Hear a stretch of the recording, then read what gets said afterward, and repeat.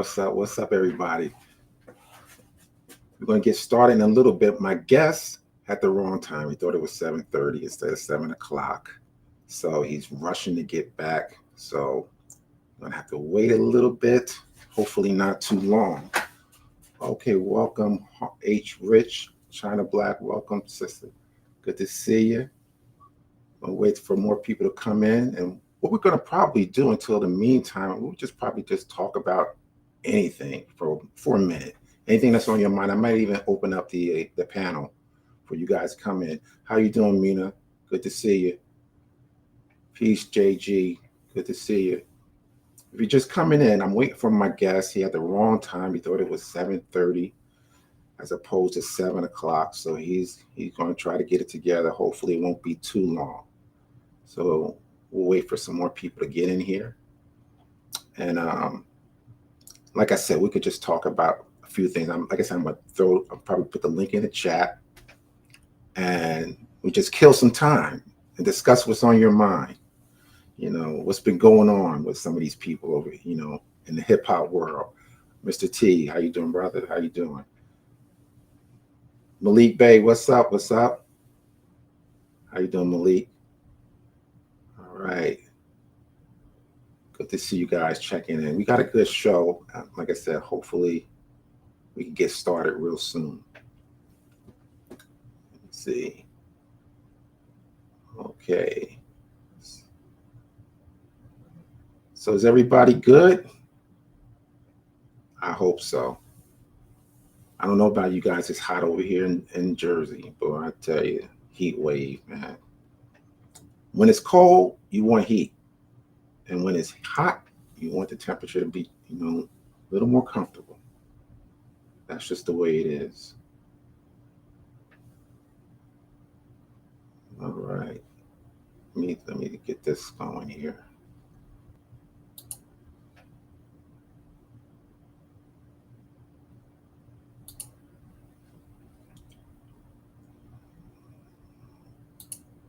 All right. Okay, you know what I'm going to do? I'm going to drop the link in the chat, and maybe you guys want to come up if you want to talk about anything until my guest gets here. You're more than welcome to. Okay. So there it is in the chat. If you want to discuss something that's on your mind, something that you heard recently that you want to get my perspective on, we could definitely do that. So in the meantime, next Wednesday, I got the Mighty Hebrew coming up. So that should be fun. So you make sure you put that on your calendars for next Wednesday. I'm also going to post that as I always do. So you'll always get the notifications of the new live that I'm going to do. All right. Nobody wants to talk. Come on now. Malik, I know you got something to say. Come on up, brother. I know you got something to say.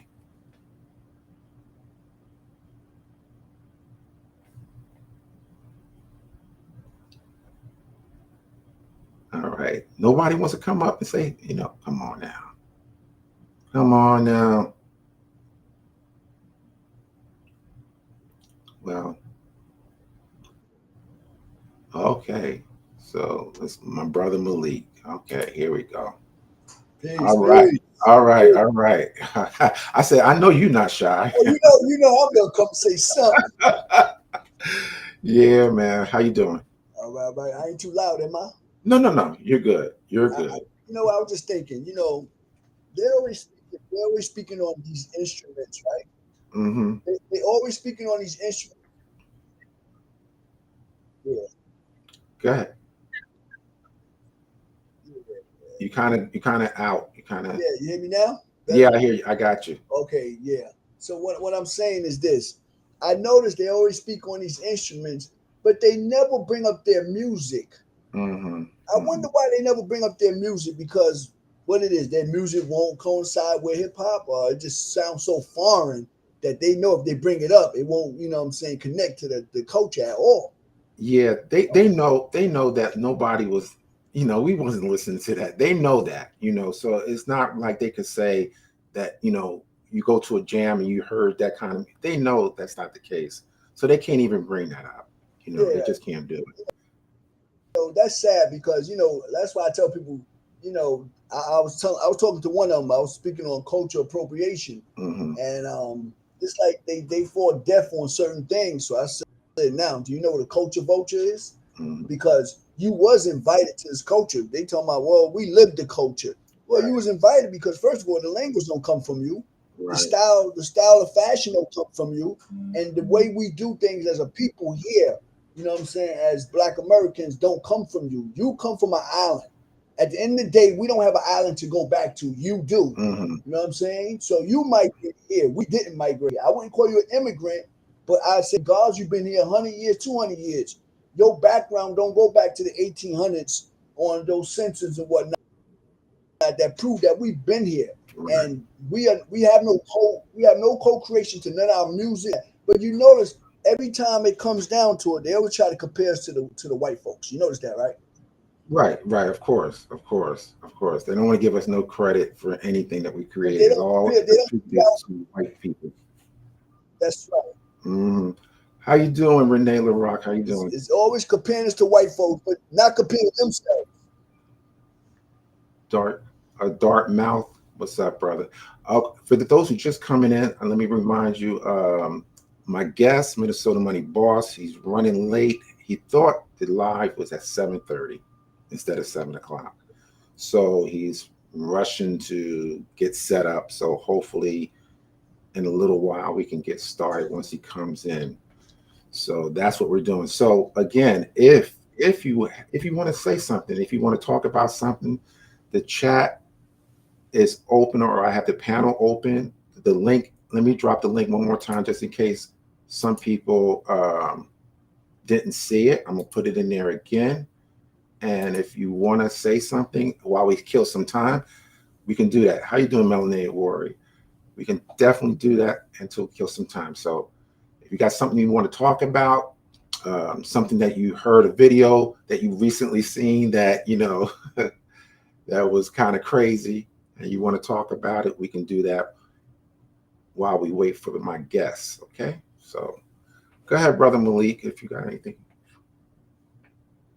I just, I Malik. just want to I just want to just basically speak on that. I noticed they don't mention their music because, like I said, their music is so foreign, man. It has nothing to do with it. Really bring to us. You know what I'm saying? Because they didn't bring their music Right, to us. So what did you really bring? Because all those dances right. they talking about, breaking and people and that come from us. But I'm a plain there. Peace.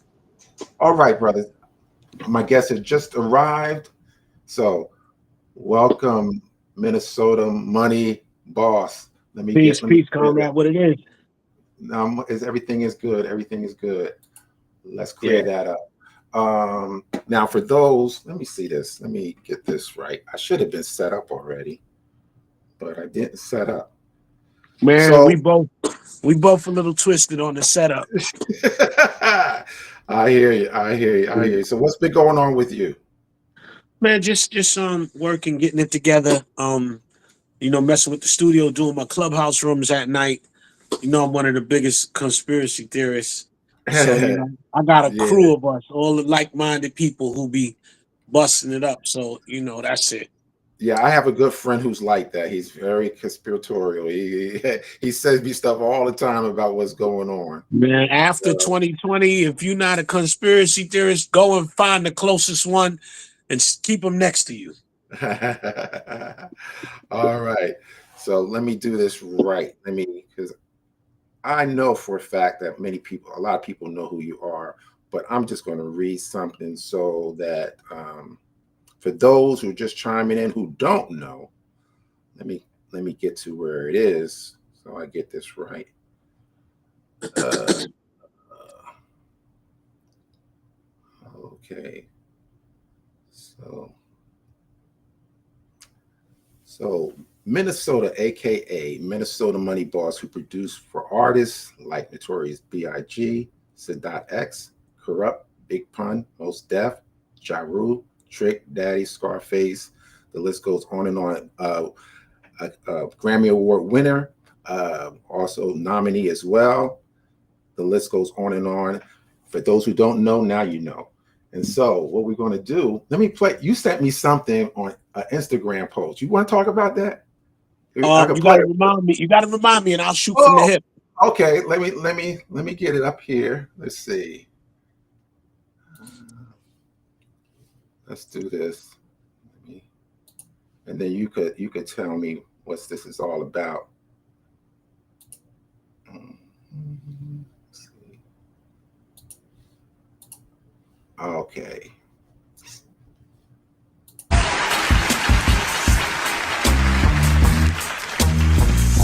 What's up, Minnie? Give it up for my man Minnesota from the BX. Providing all the beats. Yo, good morning. How you doing? So I'm not going to play all of that. But what's that all about? What's that all about there? I did 4 of the 5 seasons. I did of Def Poetry Jam. I did the music for the intakes and the outtakes, all sample-free music. And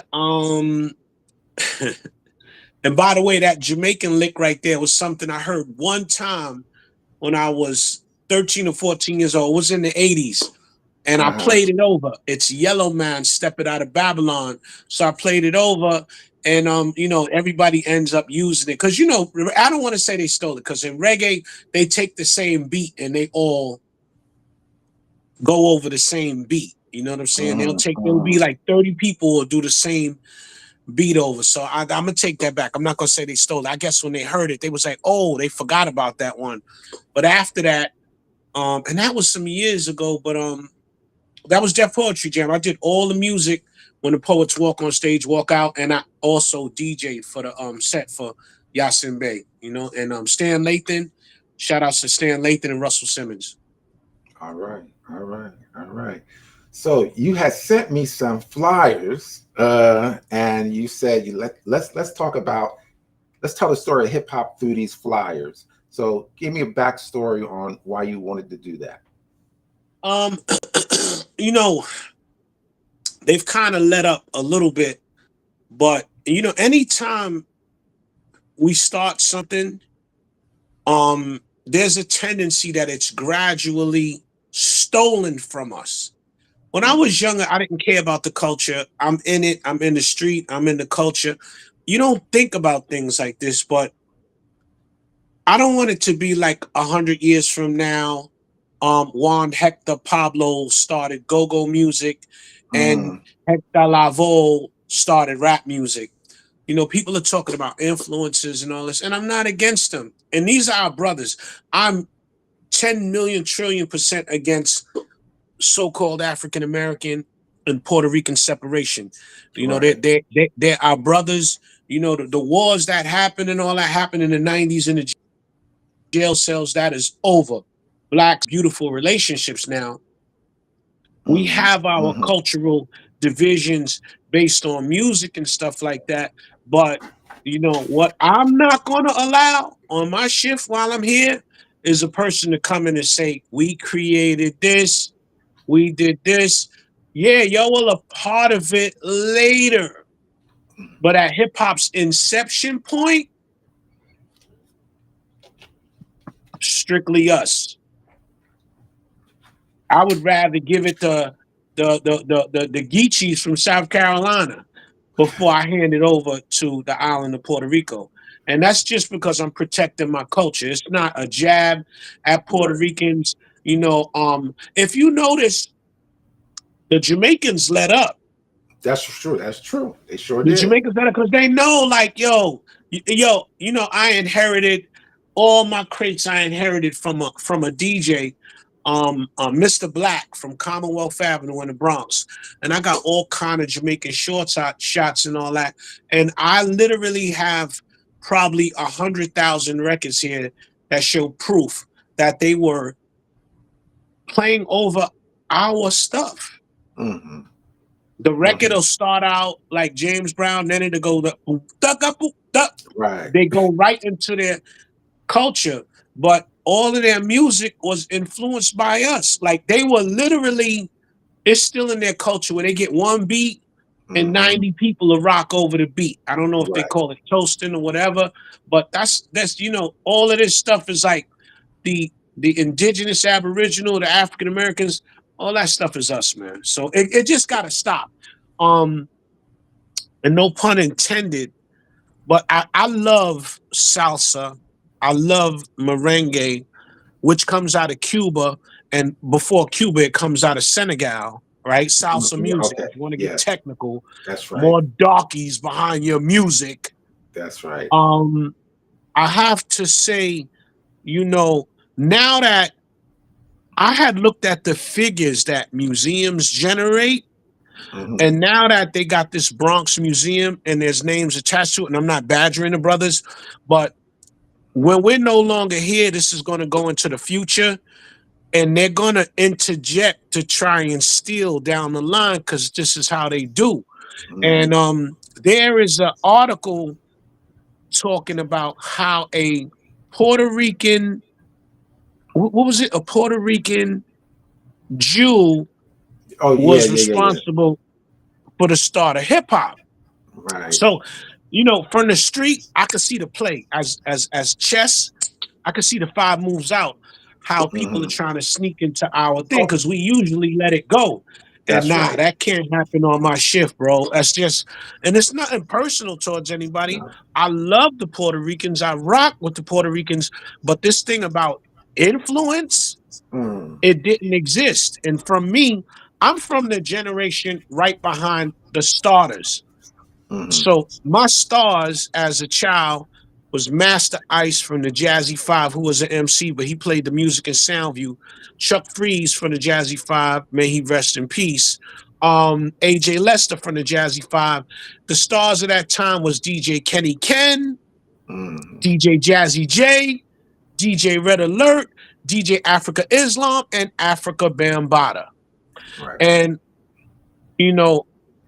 I just want to set the record straight that all this other stuff, and there's nothing wrong with it wanting to be down, but it gotta hurt not being a part of the story. Right. So a lot of things are lies right now. Even the little movies they put out, the Get Down, this and that. There's always before it's a Moreno influence. They trying to put it's like a joint effort to put us as number 2, and then 2 will turn to 3. But this music form that started in the Bronx in the 70s at a huge time of poverty is now being a thing that's like, oh, we did this together. And that wasn't true. Right. It's not true. Right. And once again, to the Puerto Ricans that watch this, I love y'all, but I need y'all to gatekeep the liars so we can keep our relations together, keep everything together, because this stuff trickles into the jails, it trickles into the streets. We start looking at each other funny. Because I rock with a lot of Puerto Ricans in the Bronx, and I need y'all to gatekeep on this. Like, nah, don't do that. So that's it. Right. You know what? I get they kind of paint me as an anti-Latino. That's far from the truth. If they knew my history, I'm not putting my history out there in the streets, but if they only knew, they would know that I'm not like that. But again, I'm like you. I'm not going to allow people to lie and for the sake of quote unquote unity, give up our legacy. I'm not going to do that. Preserving our culture, right. Preserving our thing, because they messed up. They made the internet. They should have tried this in 2077 when everybody had no other option but to be dead. But for them to try this now, when I'm the generation that was playing tag at the gyms as a little child, manhunt, and it's happening. It's and then it becomes interesting. But as a person who's playing Skelsy, getting bullied, fighting, we were just it was just a backdraft to us because we were children. And I'm talking 76, 77, 78 with little children. But don't come now like that. It's not fair. It's not right. And I need the real Puerto Ricans that have been with us from day one, the down by law, to gatekeep, because see what this is a play because of those museums. Those museums are going to make people very rich. You could still be rich, but you had nothing to do with the inception point. I don't want to go in that museum, and I don't want to see maracas and congos. And there you go. we got to stop. There we you got to go. stop it now. There you go. Here's the thing that I have a issue with. Now, no one is saying that like people. I did a video on this where I talked about Jimmy Castor being influenced by Tito Puente and all of that. What's his name? Golly, the go-go guy. I've drawn a blank. The brother from DC who passed away. Chuck Brown? Chuck Brown. There you go. Chuck Brown. He did a video. He did a interview talking about how he stole the Latin percussion thing and put it in the go-go.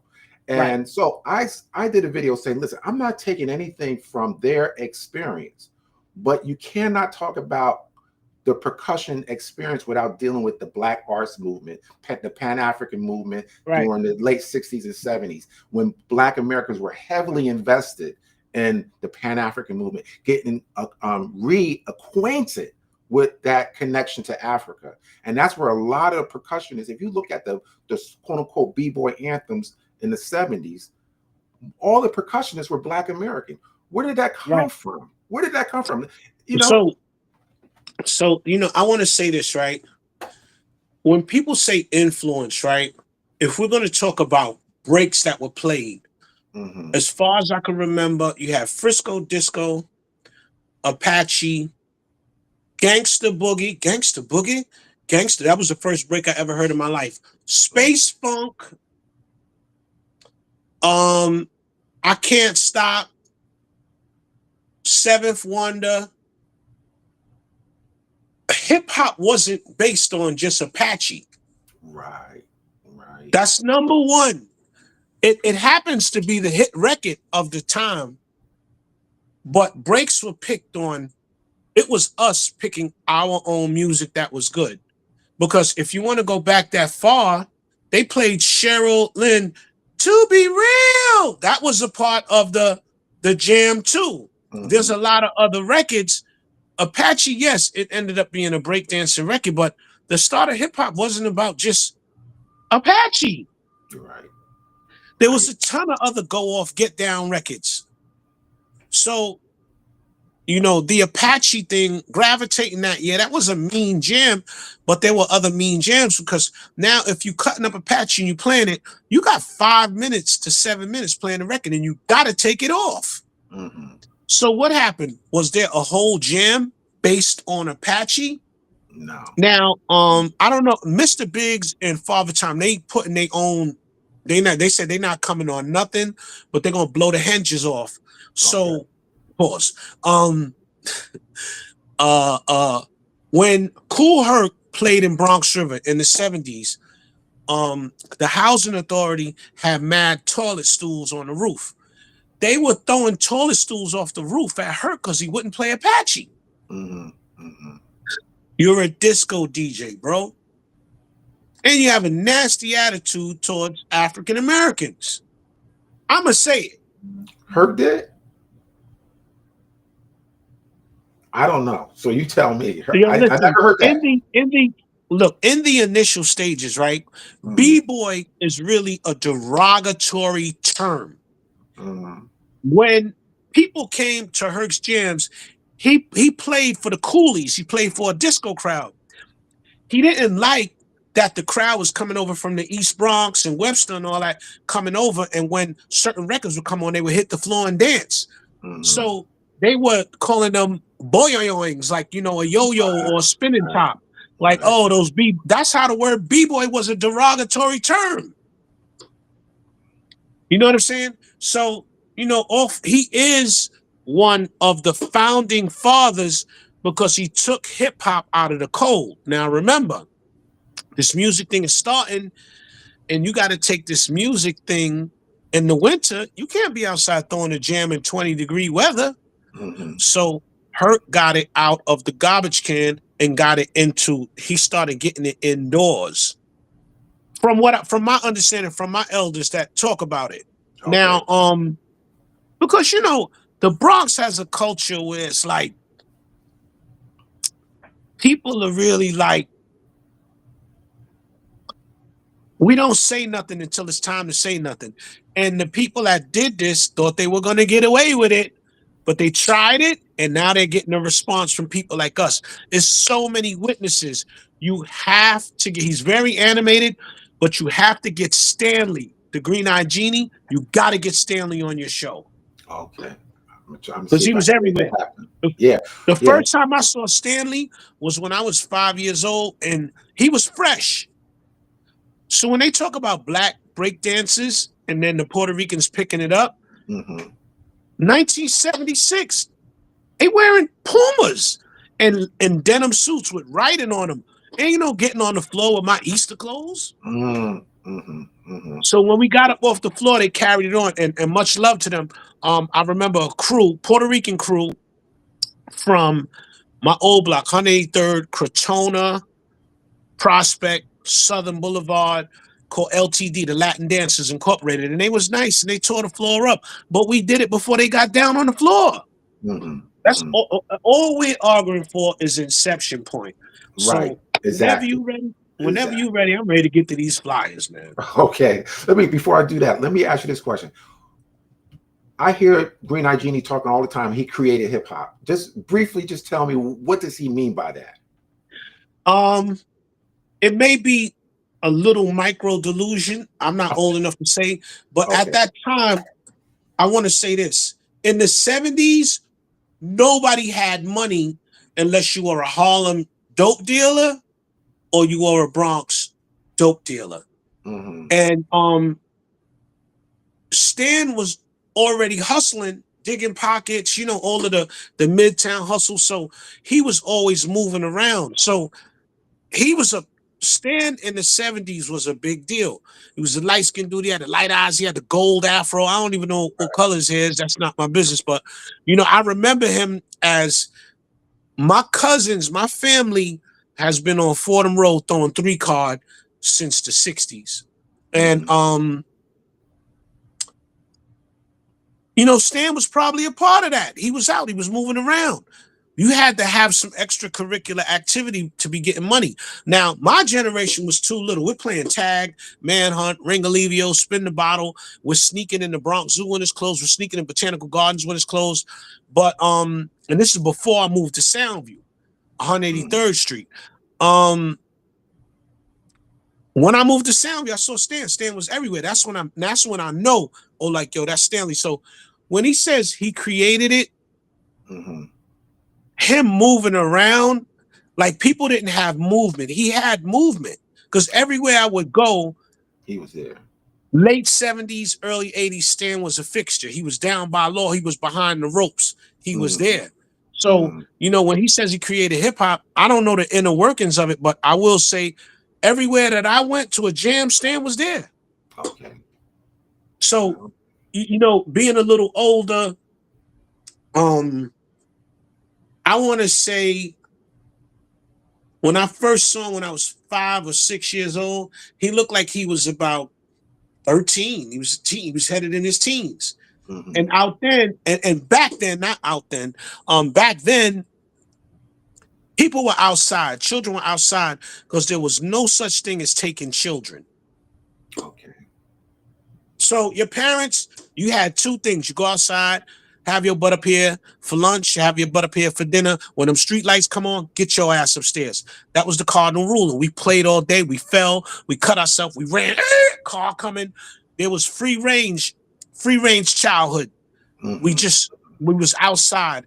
My friends are coming to get me. I'm 5 years old, 8. The oldest person is 12. You watch over them, and that was it. We was going for the day. We was burning energy, burning calories.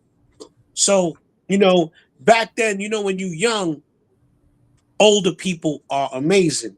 So Stan was amazing because he had this image, like for that time, people in the 70s weren't booger snot poor, But when you saw Stan, you knew something was happening. Like that was the guy. Like they would draw the guy on the flyer. That could come from Stan. That could be what he means. Okay. Because he was, when we saw those flyers, we saw Stan. Because that was the Pumas, the denim, the Kango, the joint like I got on, the mock necks. That was Stan. Okay. Silks was a big deal back then. The silk shirts, because I always paid attention to gear. I love gear, but yeah, you know, Stan is a fixture. He's not a fraud. You know what I'm saying? He's animated, but he was there. He's definitely animated. He's super animated, but he was there. You know what I'm saying? So, and the funny thing about life is I know Stanley, but I don't know Stanley. I might have met him one time. I don't know him to be like, yo, Stan. You know, but I've seen him my whole life at the jams in 100 Park, at the jams in 131, at the jams on Garden Street. I saw him uptown at a jam before, DJ Breakout. He's a fixture. I got you. Well, let's deal with these flyers. Wow. Hold on. Now I got to put the glasses on. Okay. All right. Let's go. Okay, that's the first one. So you want to look at that one? Tell me what you want to talk about it. I want to say that's at the Fever, and that's funny because that's DJ Triple C. DJ Triple C was our DJ when the Money Boys Players first started. DJ Triple C was our DJ. It was me, him, Lord Tariq, and another guy named Baby J. And Triple C was the hype. He was the Funk Master Flex before Funk Master Flex. Because the lineup of Uptown DJs went like this: Brucey B #1, Kid Capri #2. And Brucey B was #1 because of his selection of music. Kid Capri had the scratches and all that stuff, and he had the voice too, right? But Triple C, for the generation after them, is Triple C, D Demo, Doo-Wop, Funk Master Flex. Okay. All right.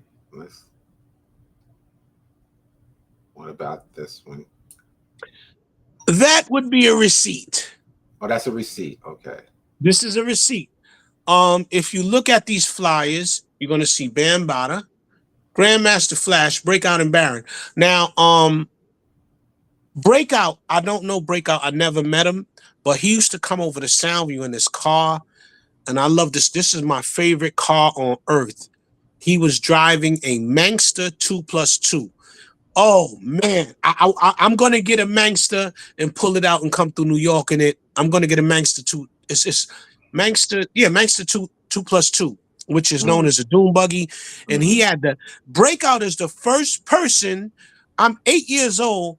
Breakout is the first person with a system in his car. He had 2 big house speakers in his car. This got to be 79. I'm a little boy, but he used to come see a Zulu queen named Antoinette in Soundview. And I never forget, he was in the car playing Chi Chi and Peppy loud. I know that I'm in love. But boom, boom, boom, boom. Yeah. I know that. So, Breakout and Baron. Remember, Breakout had the North Bronx. Bam had the South. I don't know what Flash was in my old area, like 118, 169 Boston Road. I don't really remember him in the Webster Avenue. I remember the Nigga Twins, DJ Fomolo, and DJ Kusa. Okay. All right. Skate Key, Kiss FM. This is later. That's where all the children from the Bronx and Harlem would go.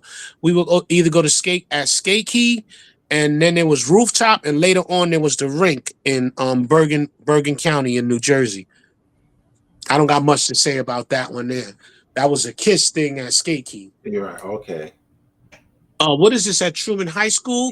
Yeah. Grandmaster Flash, the Disco B, Cowboy, more African Americans. Right. Melly Mel, you know what I'm saying? So, you know, and this is, listen, Puerto Ricans, I F with y'all. I'm not gonna curse on this man's live. We just straightening out our history. Right. There you go. At the L Brothers, African Americans. Right. Donald B. Wasn't Ruby D with them though? Was Ruby D with the L Ruby Brothers? is wait. Is Ruby D with the Crash Crew? I thought he was with. I think I heard him say he was with the L Brothers. I could be wrong. Okay. So let me chill out. I'm gonna just chill out. Okay, But I know that the L brothers are known as African Americans. Donald that's D. D. true. Fats, He was African American. only Puerto Rican anyway. I mean, Yeah, Cool yeah, DJ AJ. See, you got to remember we've always had like separate cultures, right? right. Separate musics, and what? Hold on. Oh, Don't go yet. okay, okay. We differentiated in the music. So the only ones who was rocking with us is the ones who are what you call down by law. Now, Right. Cool DJ AJ, that's AJ. Lovebug Starsky, African American. Pete DJ Jones, I know absolutely nothing about him. I've heard his name. Mhm. I heard he was before Mario, but I don't know what he was doing. All right. And cool one. I don't know who that is, MC Dynamite. So I'm gonna shut up about them. But if there is anybody in there, we're gonna go 90-10. 90% African American, 10% unknown.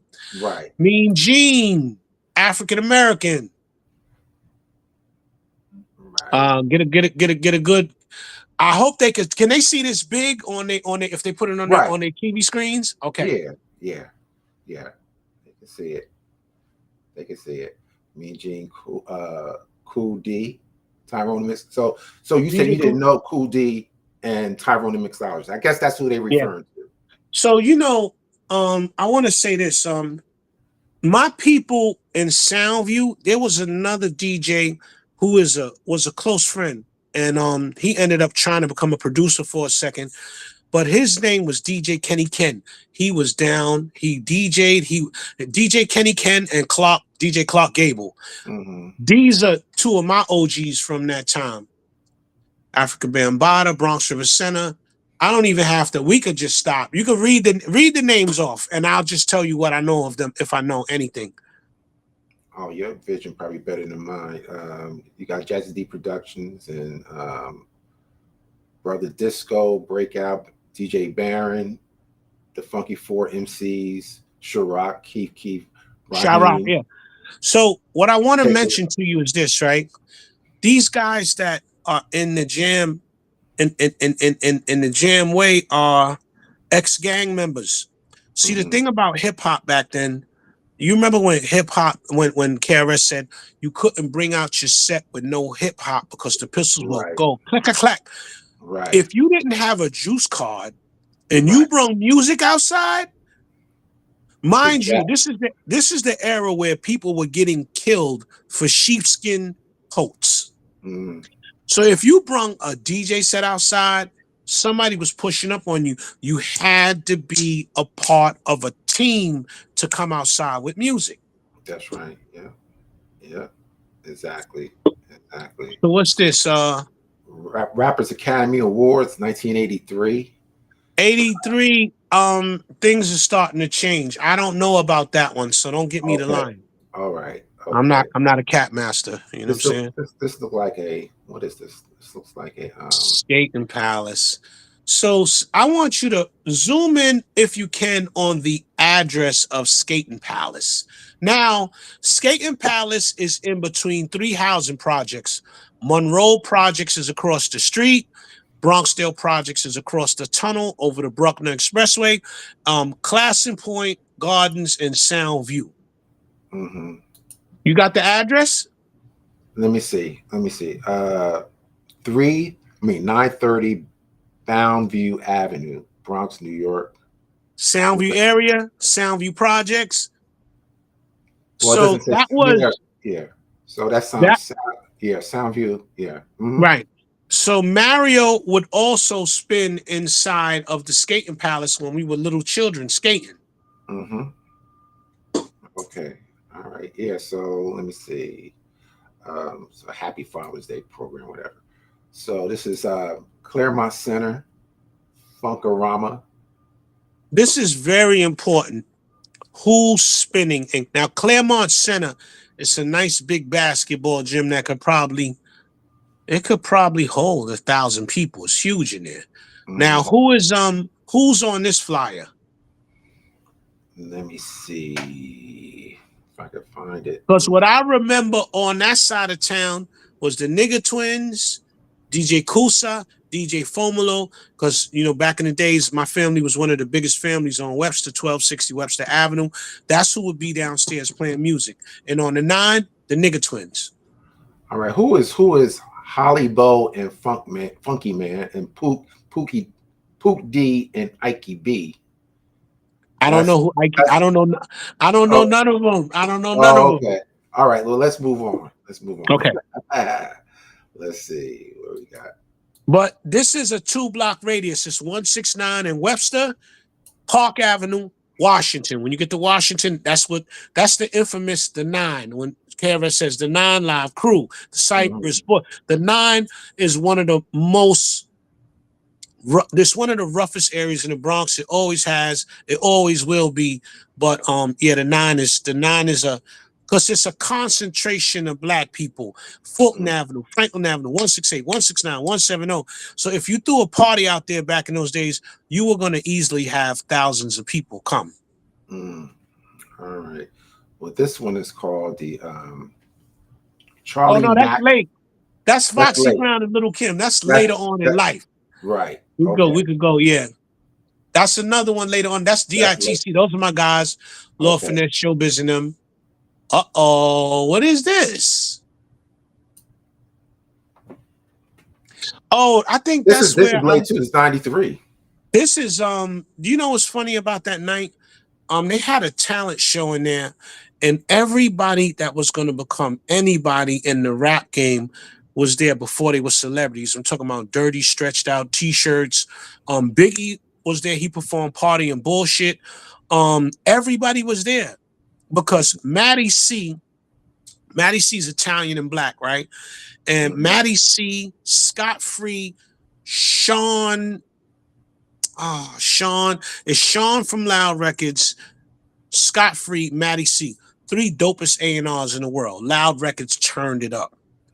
When I say Loud Records turned it up, and just to make a long story shorter, that was the party where all of your hip hop guys are still doing it now. People like Wu-Tang, Method Man, all Onyx, everybody was at that joint there. I think they probably before they were celebrities. Okay, gotcha. What's this one? What year is this? Let me see. Does it have a year? I don't know if it even have a year. I don't see a year. Let me see. That's one of the early flyers. You can see because it's kind of bummy. When it's real bummy, you know that's one of the original flyers.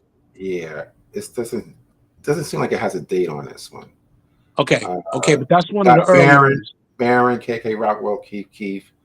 When you start seeing Baron on flyers, see the Bronx. If you was to slice the Bronx up into the pie, remember you had Herc had the West, Mario had the East Bronx, Flash had the South, Flash had the South Bronx, and Bronx River is bordering the East Bronx. So when you cross that bridge from 174th Street, where they always show you the burnt down Bronx, you got Bronx River Projects. That's where Bam was at, and then you go a few blocks over and you end up in the East Bronx where Mario, Master Ice, Bronxdale, Soundview, Monroe, Castle Hill, Sound Masters, and Castle Hill. So the Bronx is always divvied up into a pie. Okay. So this, what do you know about Pete DJ Jones? What do you know about know nothing about him. Okay. I would have to, I get my information from Mr. Biggs and Father Time because they were the teenagers of that time and they were moving around. Okay. So, I'm not going to say nothing. I don't know nothing about Pete DJ Jones. He's a new name. And you got to speak to these brothers that's 65, 67. I'm in my 50s, so I can't begin to tell you anything about hip hop in that time. I can tell you about the Tunnel. I can tell you about Red Zone. I can tell you about the Fever, which I was in on a regular.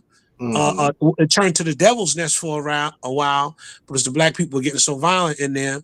But I could tell you about the Fever, The second fever, not the first one where all the dope men was hanging out on 167th and River Avenue. Can't tell you about that one. I've been there one time. We got to the door. The security's like, y'all too little. Get out of here. Right. Well, here's also a new name here, Charlie Chase. So this is the first time I'm seeing a Latino on one of these flyers. Right. And what year is that? This is 1980. Yo, I tell you, man. And this is, I like Charlie Chase with the funky bass. We know that. You know what I'm saying? But if you look, you're going to see them start to be documented like 78, 79, 80, 81. And when you look at their flyers are much different than ours. And you're going to see that. Battle of the High Schools. That was late 80s, though. That was That's late 80s, right? Yeah, that's late 80s, yeah. Right. Let's see.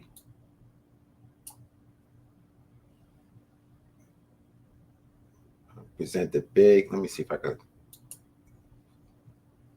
Yeah, because it looks small. I can't see that with my glasses on. I only need these for reading. I can see without them, but when it comes to reading, I gotta put these joints on. Okay, so this is I don't know how this flyer is.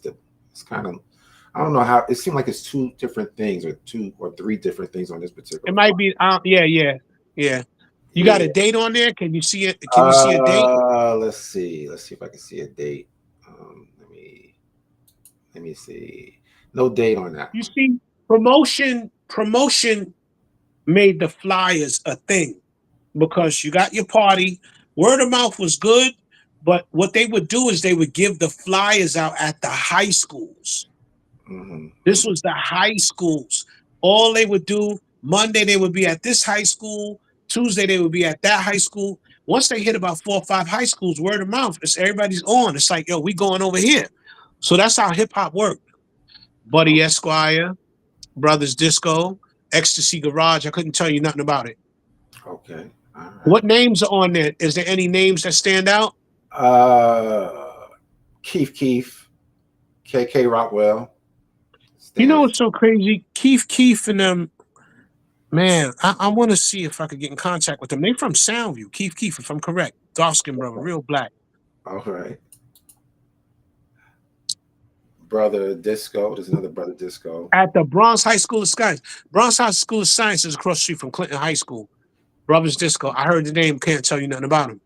Okay. All right.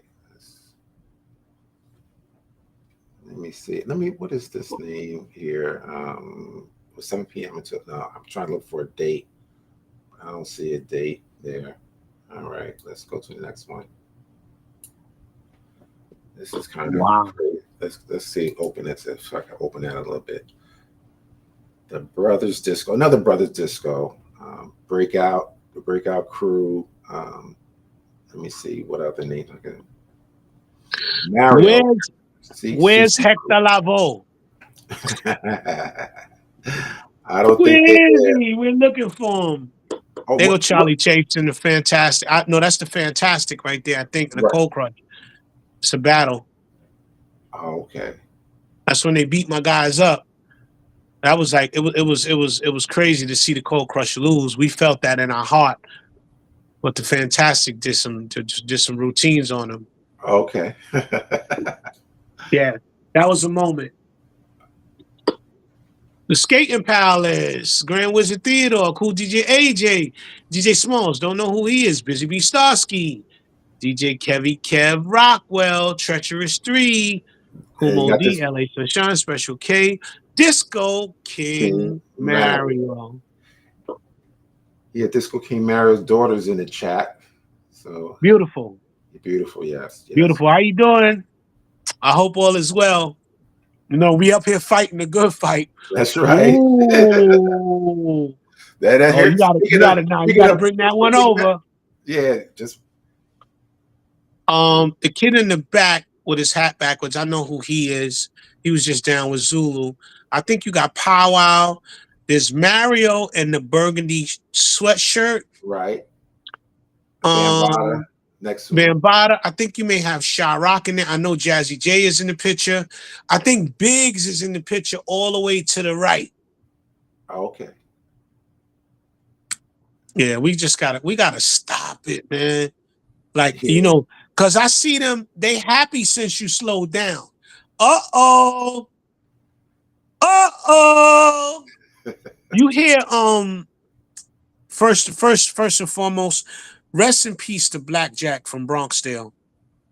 When we were little guys and we started scrambling, Blackjack, big Blackjack was Omar.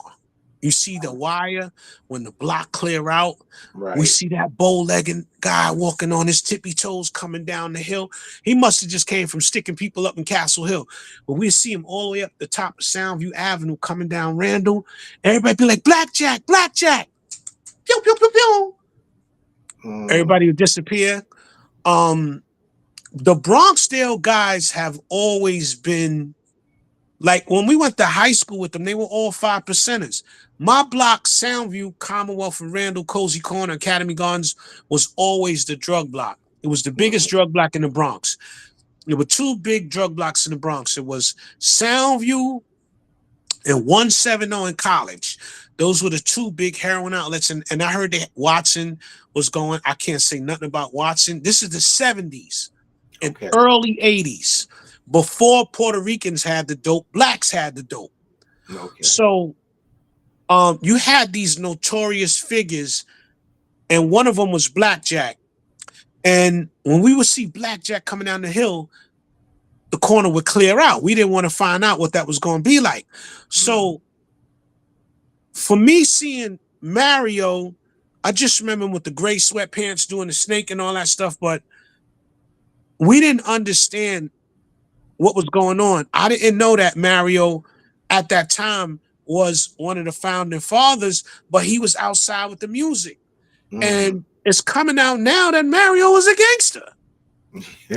So those guys from Bronxdale, I think when the music slipped out of Bronxdale's hands and got over to Bronx River, because what Bam and them had was the center.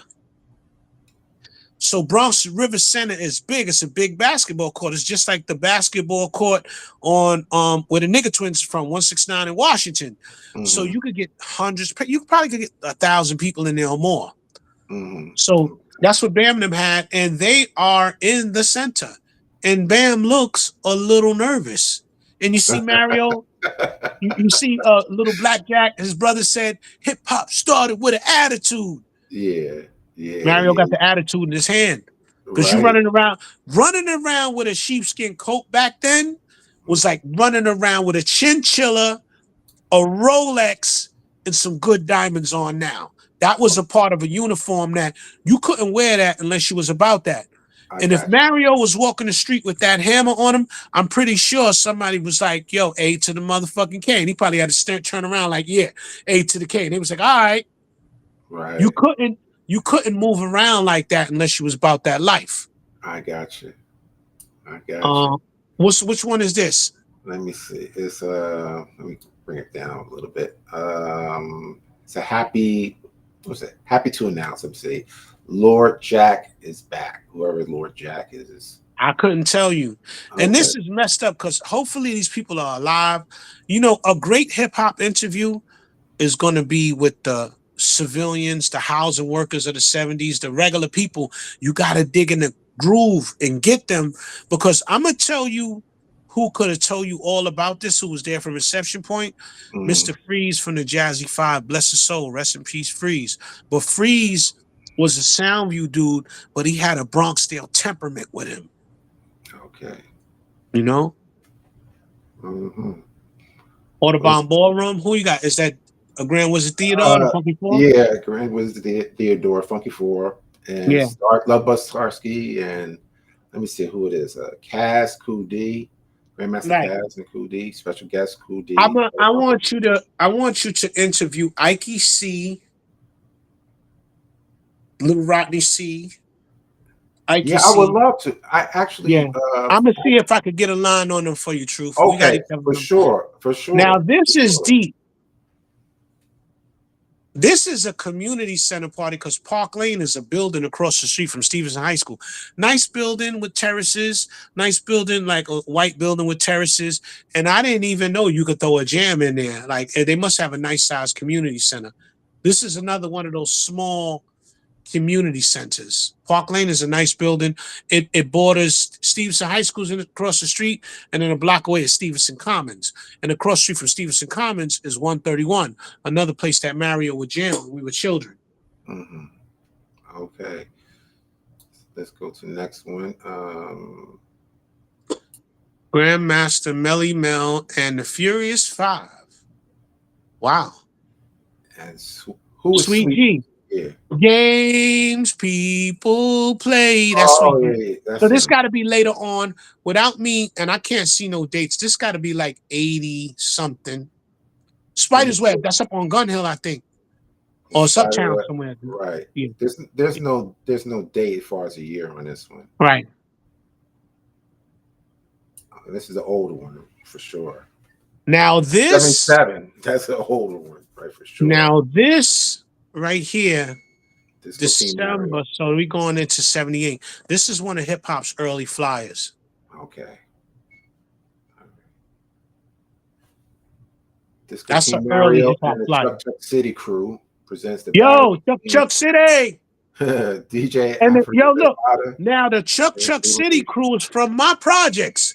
Most of Chuck City is from out of Soundview. Oh, So I just need you to understand how everything intertwined back then. Chuck City was from Soundview. It was a bunch of Chuck City crew in Soundview. Okay.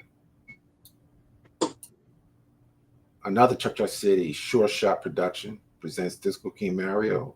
Where's Hector Lavoe? I'm sorry. Another 1977. I gotta be a little funny about this because where's Hector Lavoe at? And you know what? It's it's important to hone in on that point because you can't say you were fully engaged if you don't show up on none of the flyers. You can't say that. Here's my position. I want to be clear. Let me make my position. Yeah. I'm not saying you weren't in the neighborhood. I'm saying were you like you said, down by law? Were you in a position to be seen? Were you in a position to be heard?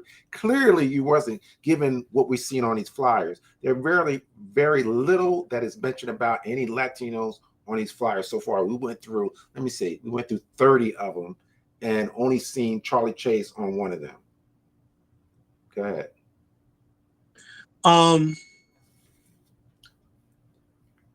I remember them saying, get from behind the ropes. I had an elder tell me that Herc had a nasty temperament towards African Americans. So his thing was get back from the ropes. That's another. I don't know. I'm not sure. But my elders are telling me it was always a little nasty temperament there. So all this, we are the world, we are the children, that wasn't what was going on. Let me cut my oven off. Hold on. Oh, sure, no problem. There go my guys right there. Soundview Projects, the Jazzy 5 MCs. Hold on. Okay.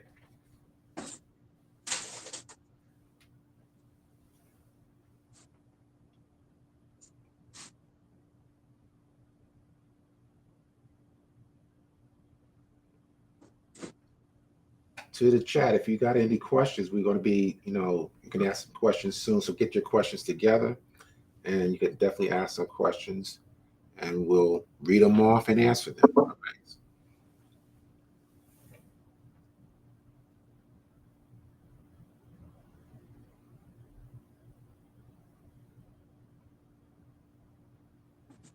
I'm coming, Truth. Okay, no problem. Sorry about that. No problem.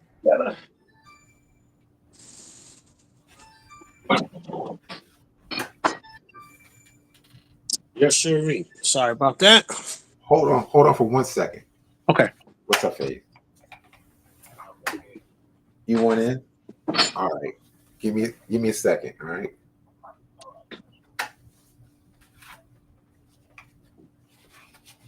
Okay, go ahead, brother.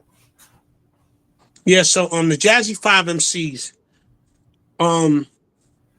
another reason that hip hop was so interesting growing up was the Jazzy 5 MCs are the first African American group, the first group ever signed to Tommy Boy Records. Mm-hmm. And Tommy Boy jerked the shit out of them. Tommy Boy gave them $2,500, $500 a piece, and some sheepskin coats.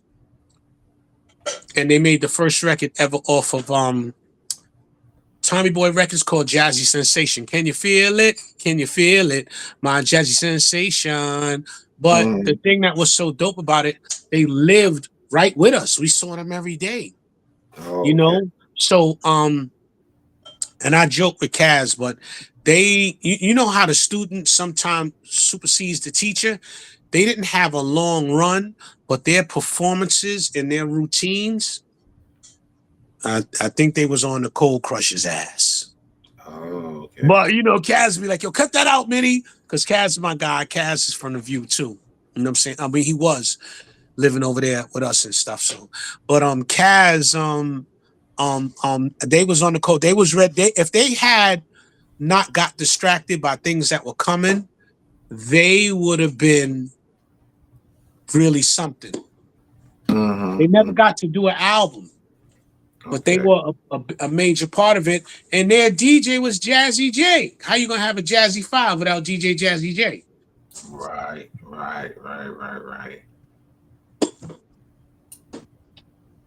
Negril, DJ Africa Bambaataa. What is that? White Kid and Cool D?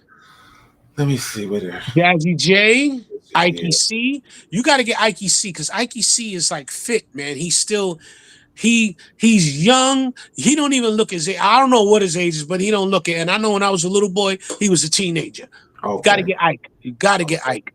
All and right. I can put that together. I'm going to get Ike for you. For sure. No doubt. Disco Twins. Where's that at? Let's sell. I don't know. It says Brooklyn Queen presents for the first time in the fabulous #1. What is that? Brooklyn. Okay. Disco Twins. What is that? Is that in Brooklyn? I guess it's in Brooklyn because it says Brooklyn Queens. Then on the side it says Brooklyn. Right. So back then, hip hop's first radio station was 105.9. You had Africa Islam on the Zulu Beats. If y'all could look that up on YouTube, the Zulu Beats, Africa Islam on 105.9. And we had the Supreme Team show. Man, everybody stayed up late to hear the Supreme Team show because they would cut the breaks and they would just talk their stuff, you know? College radio. I don't even think they knew what they were doing, but that had a major influence in hip hop. And then what really took off, I think, the people that run things, they get to see the numbers. I guess when they saw the whole New York was listening to 105.9. The viewings had to go up. I know WBLS saw that.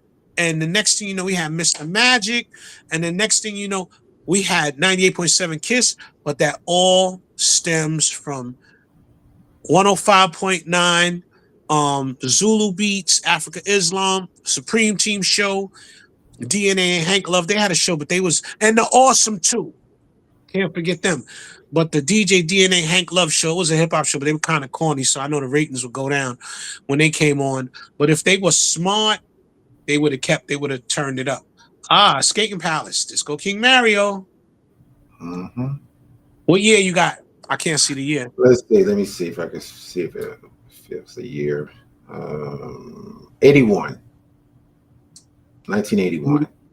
81. That's about right. Where was that at? Skating Palace? Yeah, that was the Skating Palace. Right. Okay. Skating Palace, I wasn't at that one. Yeah, oh my God. Palace. Can you make that one out? This is Skating Palace again? No, this is not. This is another one. Yes, it is a Skating Palace. Yes, it is. Okay, I was too little to get into those events, but I knew about them. All right. Because they have report card day. If you get promoted, you get in free. I got you. Disco B, Melly Mel. Let me get my charger, bro, because my phone is getting ready to die on me. Give me 2 seconds. Okay. All right. All right. All right.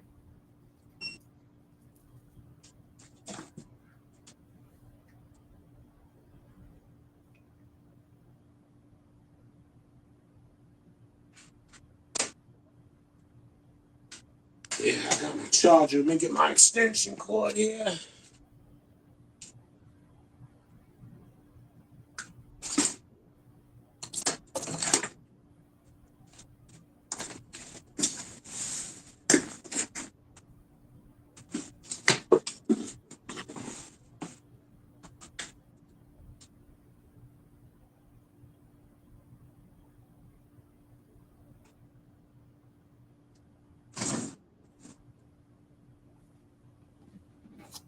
All right with you.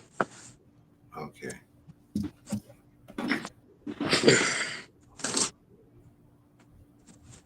All right, King. I'm back with you. All righty. All righty. All righty. So, let me see.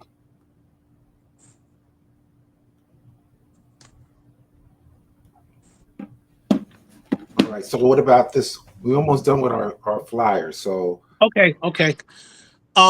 Keith Creole, Keith Cowboy, the Disco B, Melly Mel, the Dixie Club, Mr. Ness.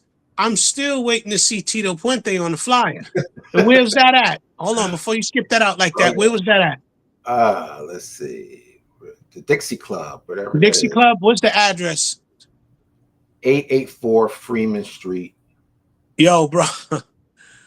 Oh my God. 884 Freeman Street. That had to be a scandalous place to go. Well, what was up with Freeman Street? Freeman Street, you had everybody bought their gear from Jew-Man that was 2 blocks up, but then you had Freeman Street that had the other clothing space, and that was a little at night over there. I'm talking about when they show you those videos or where the Bronx was like burnt down. Freeman Street sits in the middle of going towards Hunts Point and then going towards Peter Gunn's way, which is 174. It was real desolate. Charlotte Street. I'm talking about it was real burnt out over there. So, what year was that? Give me a year on that. Let's see if it gives us a year. No, it doesn't seem to give us a year. No, well, it doesn't give us a year. No, it doesn't. They finally built new buildings over there about 8 years ago. That place was not a place. Skating Palace. This one is 81, right? 81. Here. Right. 930 Soundview Avenue. Eddie Chiba, the original. My cousin is the new Eddie Chiba, and rest in peace to the original Eddie Chiba. You know. Okay. This is the Shore Shot. I think we did this one already. It seemed like I've seen this one already. Yeah, we might have.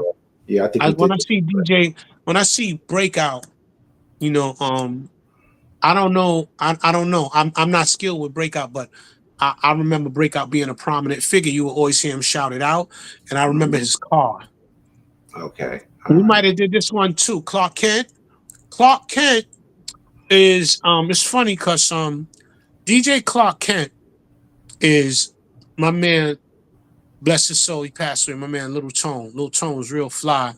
They lived on Underhill Avenue in Randall. And that's where I used to go over their house and cut up. We would cut on Clark Kent's set, the original Clark Kent. All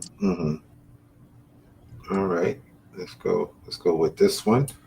Thursday night, free disco with Ecstasy Garage, out of my range. But if you study these flyers, once again, you're not going to see too much Latin influence. And I hate to do this to y'all, but we wouldn't have been doing it to y'all. But we're arguing for Inception Point. There we go. Hip hop welcomed everybody, but I gotta always point that out. Where's Tito Puente at? Let me ask you this question, because this is a question that is always posed by the other side. Is well, you're just talking about the rapping, the MCing. What about the breaking? We were there from the inception of breaking. So we will concede, that's what they would say. We will concede that you guys were the MCs and the rappers. So, y'all can have that, but the breaking, we were there from the very beginning. What do you say to that? I say breaking the first person you saw do it, you know, I just have to say this, and I'm gonna go on record to say this. I know it hurts not being part of the conversation. This is what I understand about Black and Latin relationships now, because I have a Latin peer who gets kind of crazy with me about Black people, and I'm like, bro, why are you so concerned with and we cool, but we not cool because he bugs out sometimes. And what I've come to understand is, you know, and I don't mean to mention Dr. Cologne. I don't talk to him. I don't mention him no more. He said, "Yo, you're racist," and I looked at him because my Puerto Rican friend tells me I'm racist, and I'm like, "What?" Mm.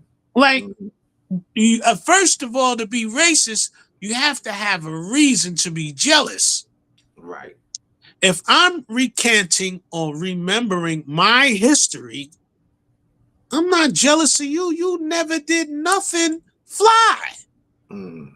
If we're going to talk about ghetto politics and this and that, you know, Puerto Ricans became staples and real fly with the drug era. When the blacks let the dope go, then you saw the rise of Puerto Rican kingpins out of the Bronx like Chicky, Boy George, the Menudo brothers from Harlem, Alpo.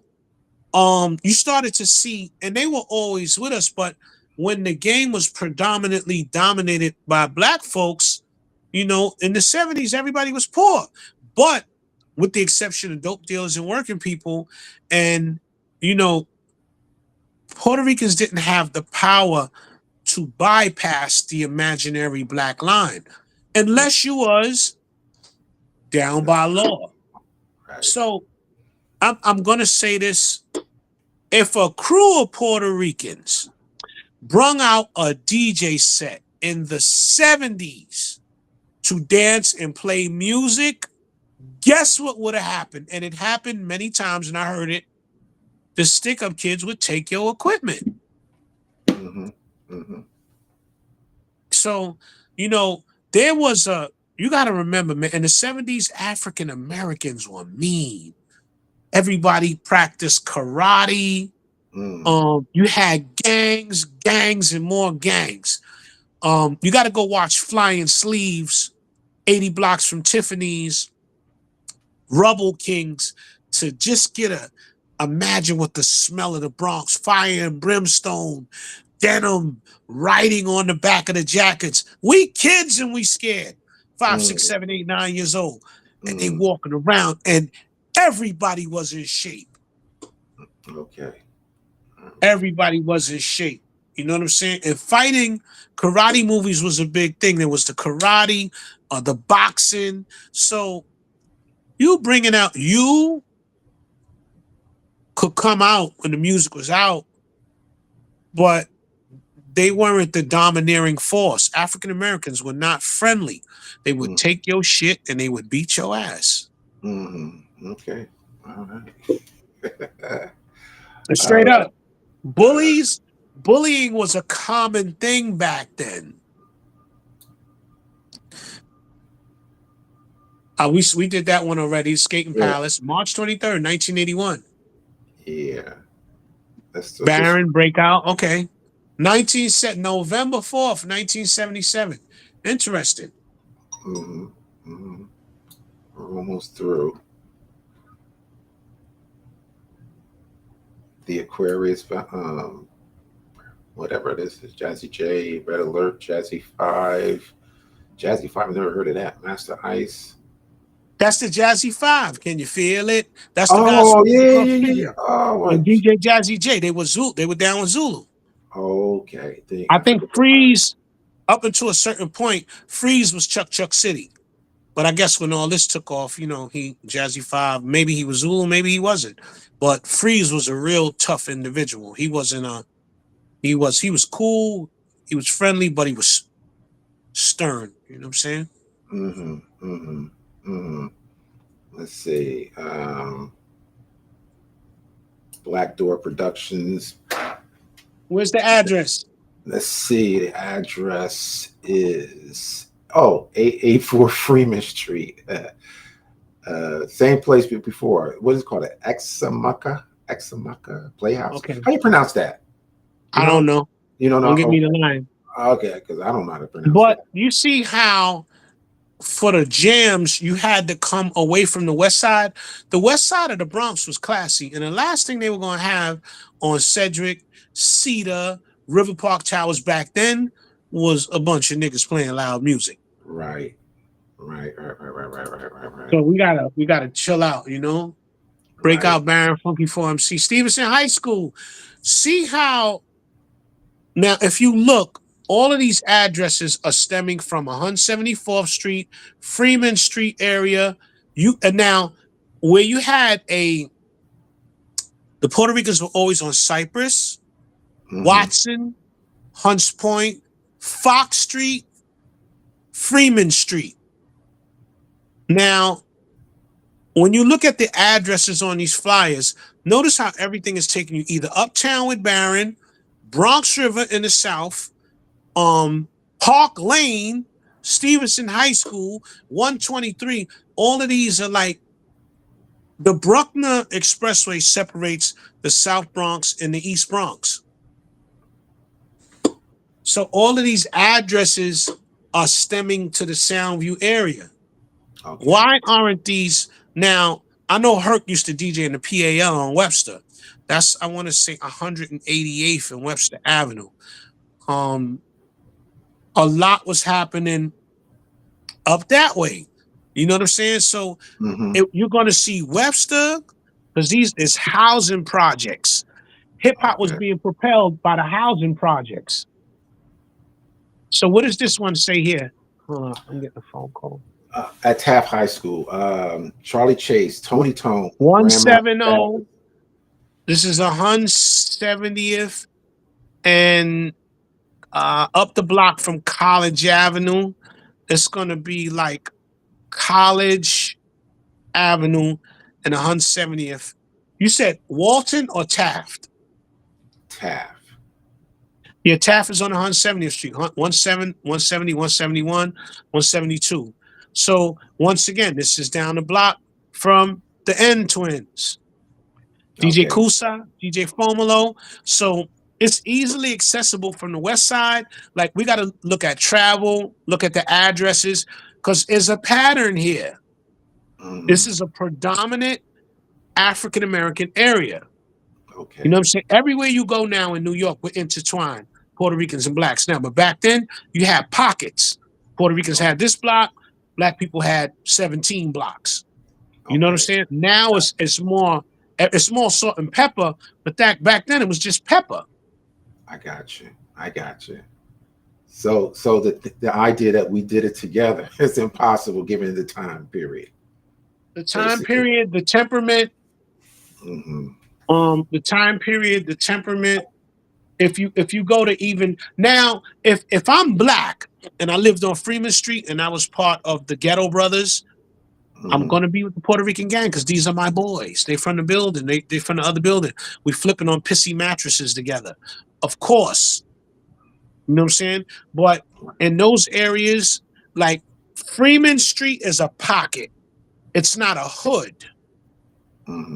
Because if you go up more into the South Bronx, the next big major intersection, criminal intersection, is 169 in Boston Road, 167, Home Street. These are all predominantly black areas. Like the Puerto Ricans were surrounded, and it's not surrounded in a bad way, but I'm talking about population-wise, black. So Peter Gunn's area, What would you say if you heard someone say that, according to the demographics, there were just as many Puerto Ricans in these neighborhoods that you're referring to as they were Black Americans? You would say what? Well, for the housing projects, I would say cap. The tenement buildings, you're going to have the Puerto Ricans were like stuffed in the tenement buildings. So I'm gonna say almost equal, but outside, from what I remember at the jams, there were Puerto Rican kids breaking, and I can remember them. But they were like a real small a real small percentage, and they weren't the dominant thing. Like, ooh, Mm-hmm. it just didn't happen like that. So it's a lie, and I hate that they lying. So we got to do this because see, Black and Puerto Rican relationships now, man, we been got over this. Right. Black and Dominican relationships is like this now. Yes. Yes. You know what I'm saying? And that wasn't the thing.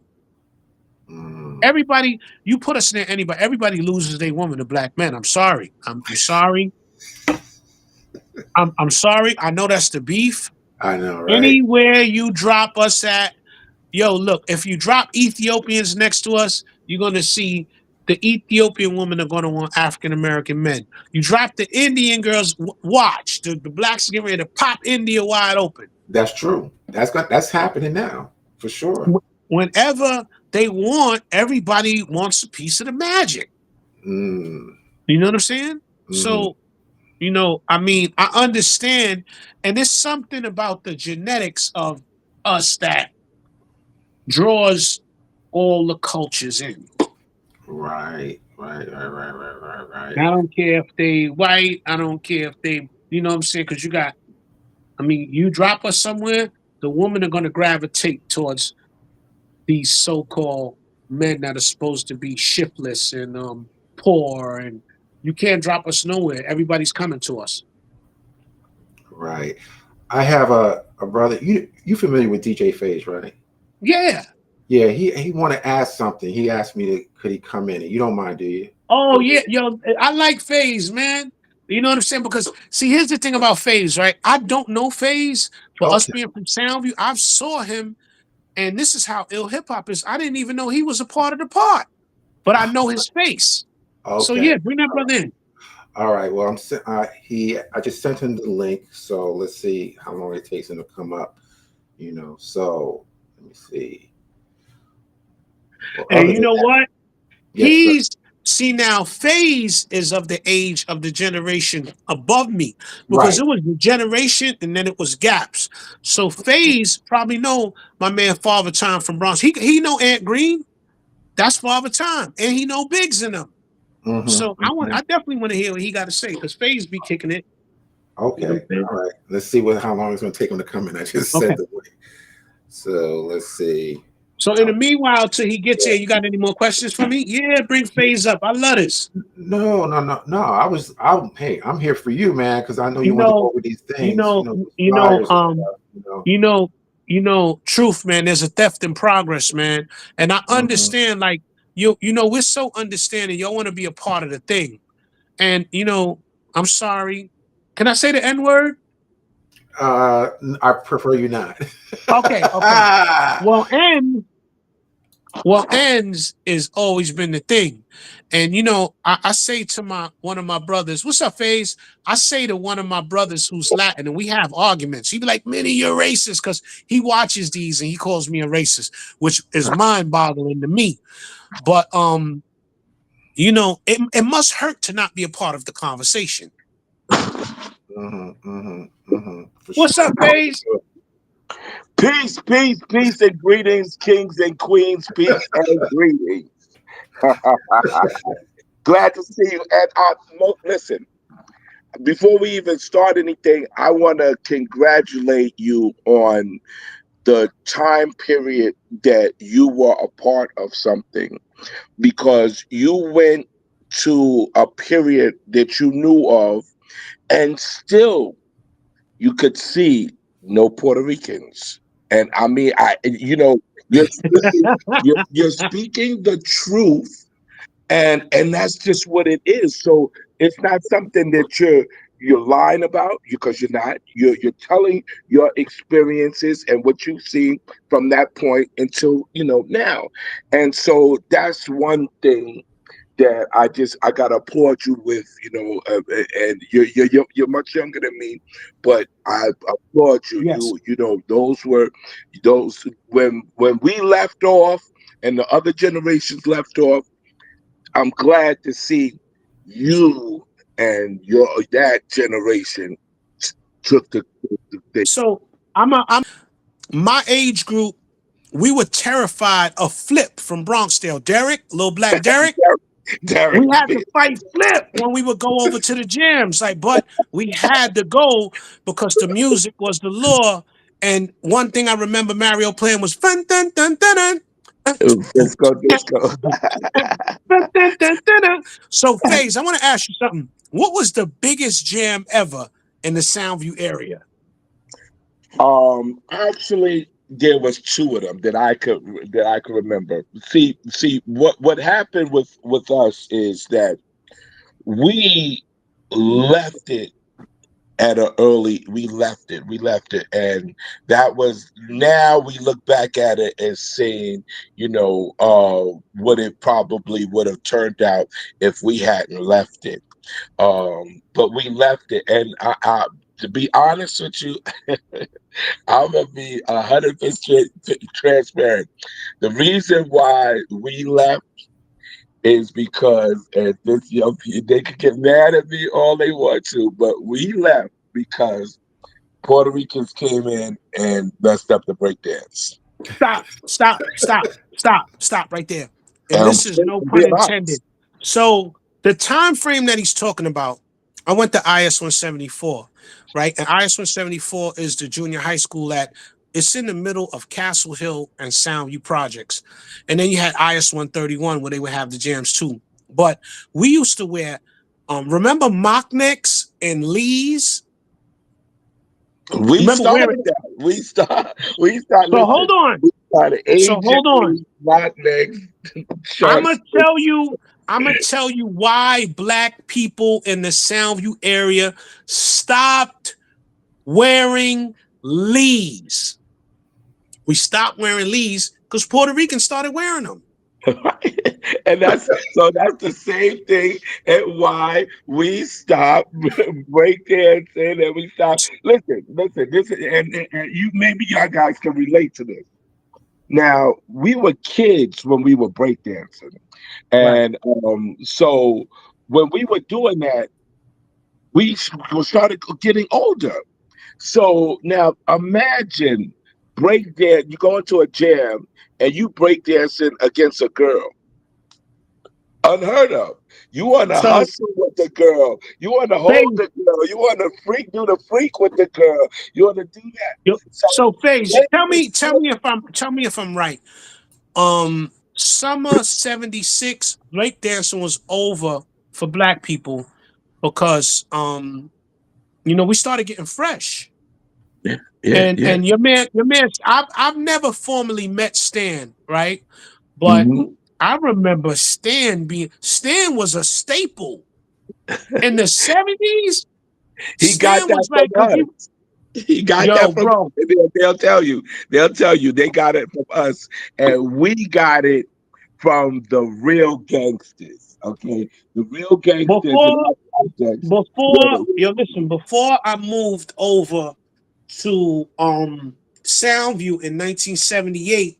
See, here's another thing.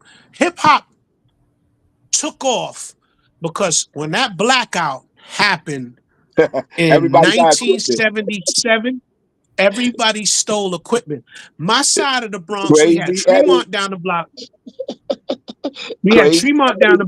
The moped where Happy Land was at. Westchester Square. Those were the main things that were hit. It was Crazy Eddie on Fordham Road and Simpson Street. It was Vic Mar.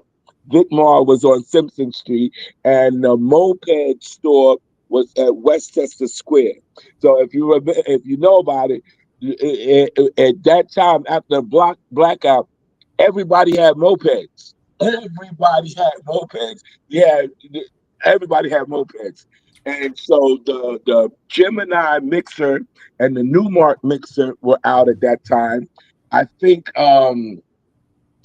I can't say maybe the 1800 techniques, but was it SL?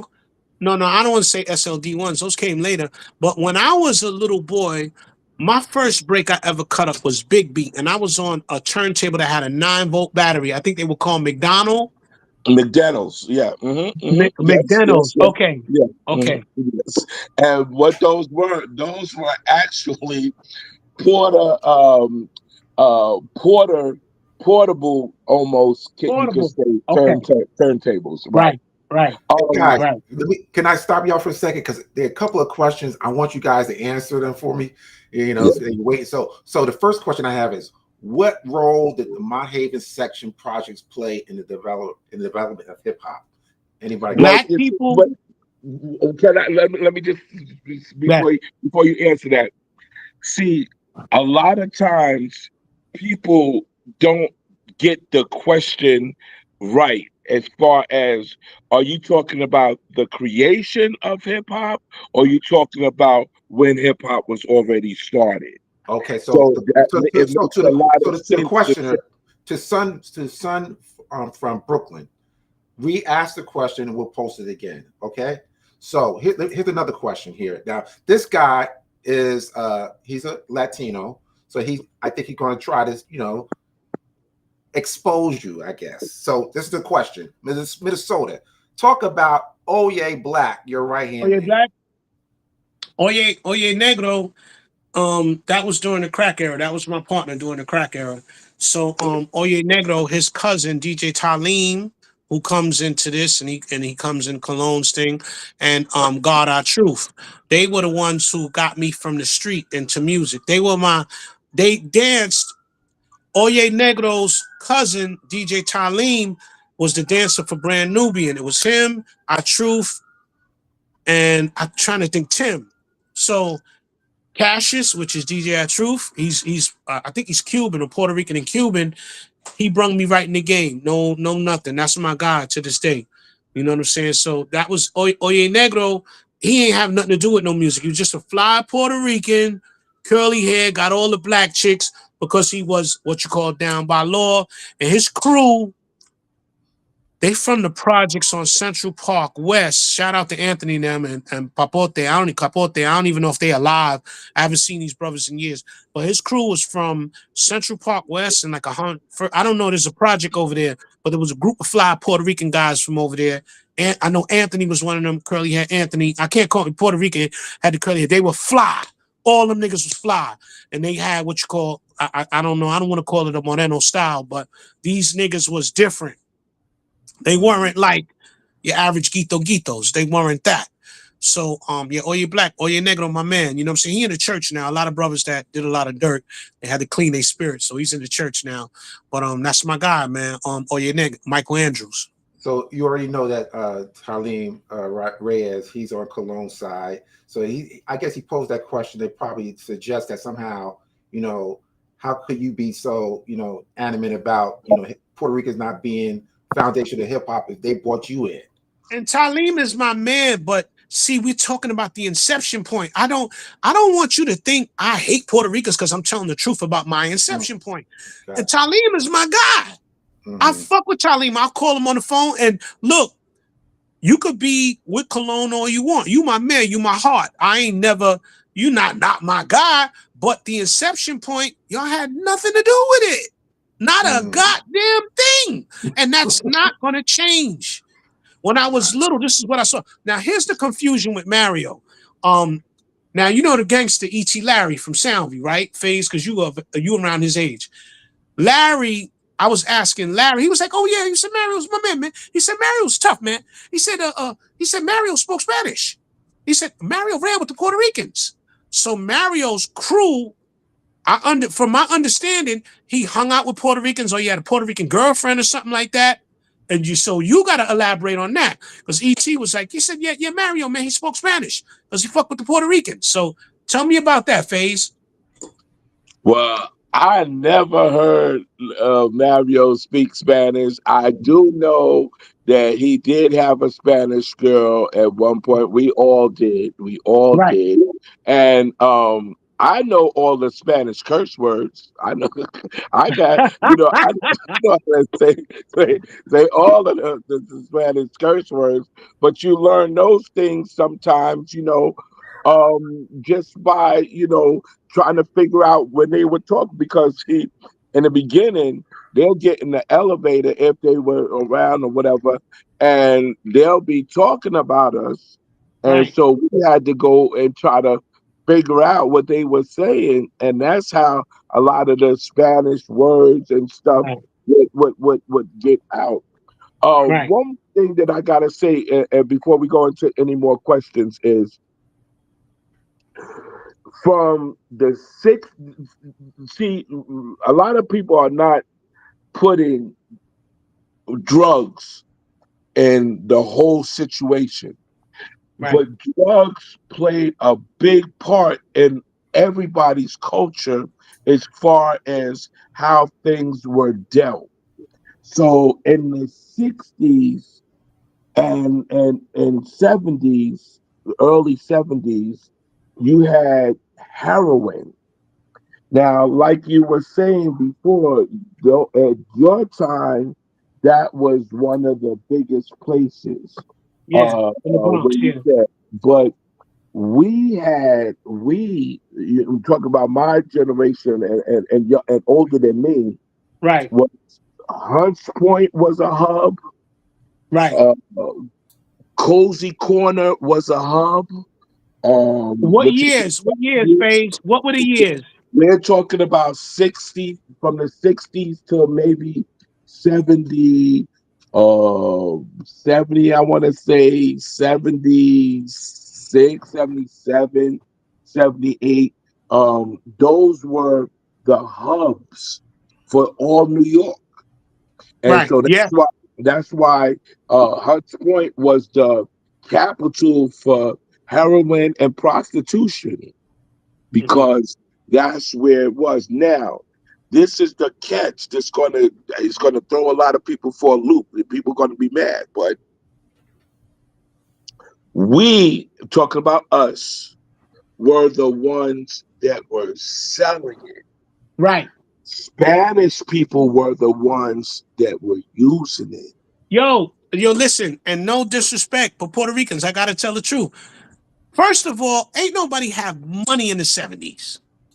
You got allowance. The 70s was a poor time. So I watched them talk about the hustle was selling newspapers. God bless my man Fat Mike in Soundview. He died in that triple slaying in the building. Um, um, um, Packing bags, selling newspapers, and the supermarkets was a big deal. So your age, being older than me, one place we wasn't gonna go was Pathmark. No, I'm serious because even though it was cool to come to a gym. If you came over, wow, and see, this is the other thing, right? And this is the thing: Puerto Ricans, African Americans in the 70s were not nice people. They was gonna beat you up because everything was territorial. Right, right. That's So 100% right. if the Black Spades found out you brung out some goddamn music over by River Park Towers, they was coming over there to take that. Right, People DJ to have a DJ set was some Richie Rich type vibe. right, right, People right. remember in this time, people were dying over sheepskin coats. Wearing a sheepskin coat then is the equivalent to being a nobody wearing a Rolex watch, walking through Bronxdale, Monroe, Castle Hill, or Soundview now, flooded out with diamonds. Something might happen.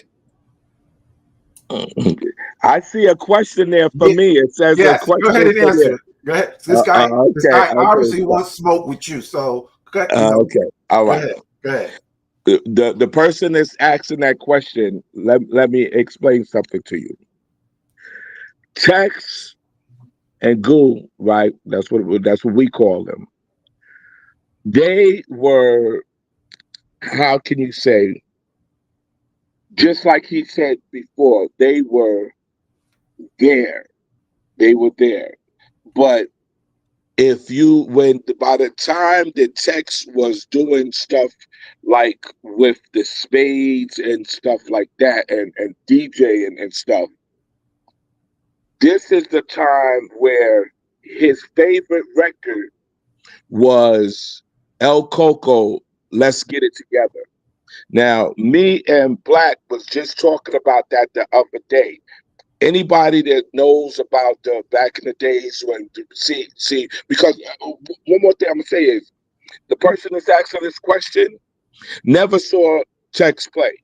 Never saw it play. A lot of people talk about, well, Tex was there. It's because they heard it, so they never saw Tex. Now, if you could tell me that you saw Tex play, name some of the records that he played.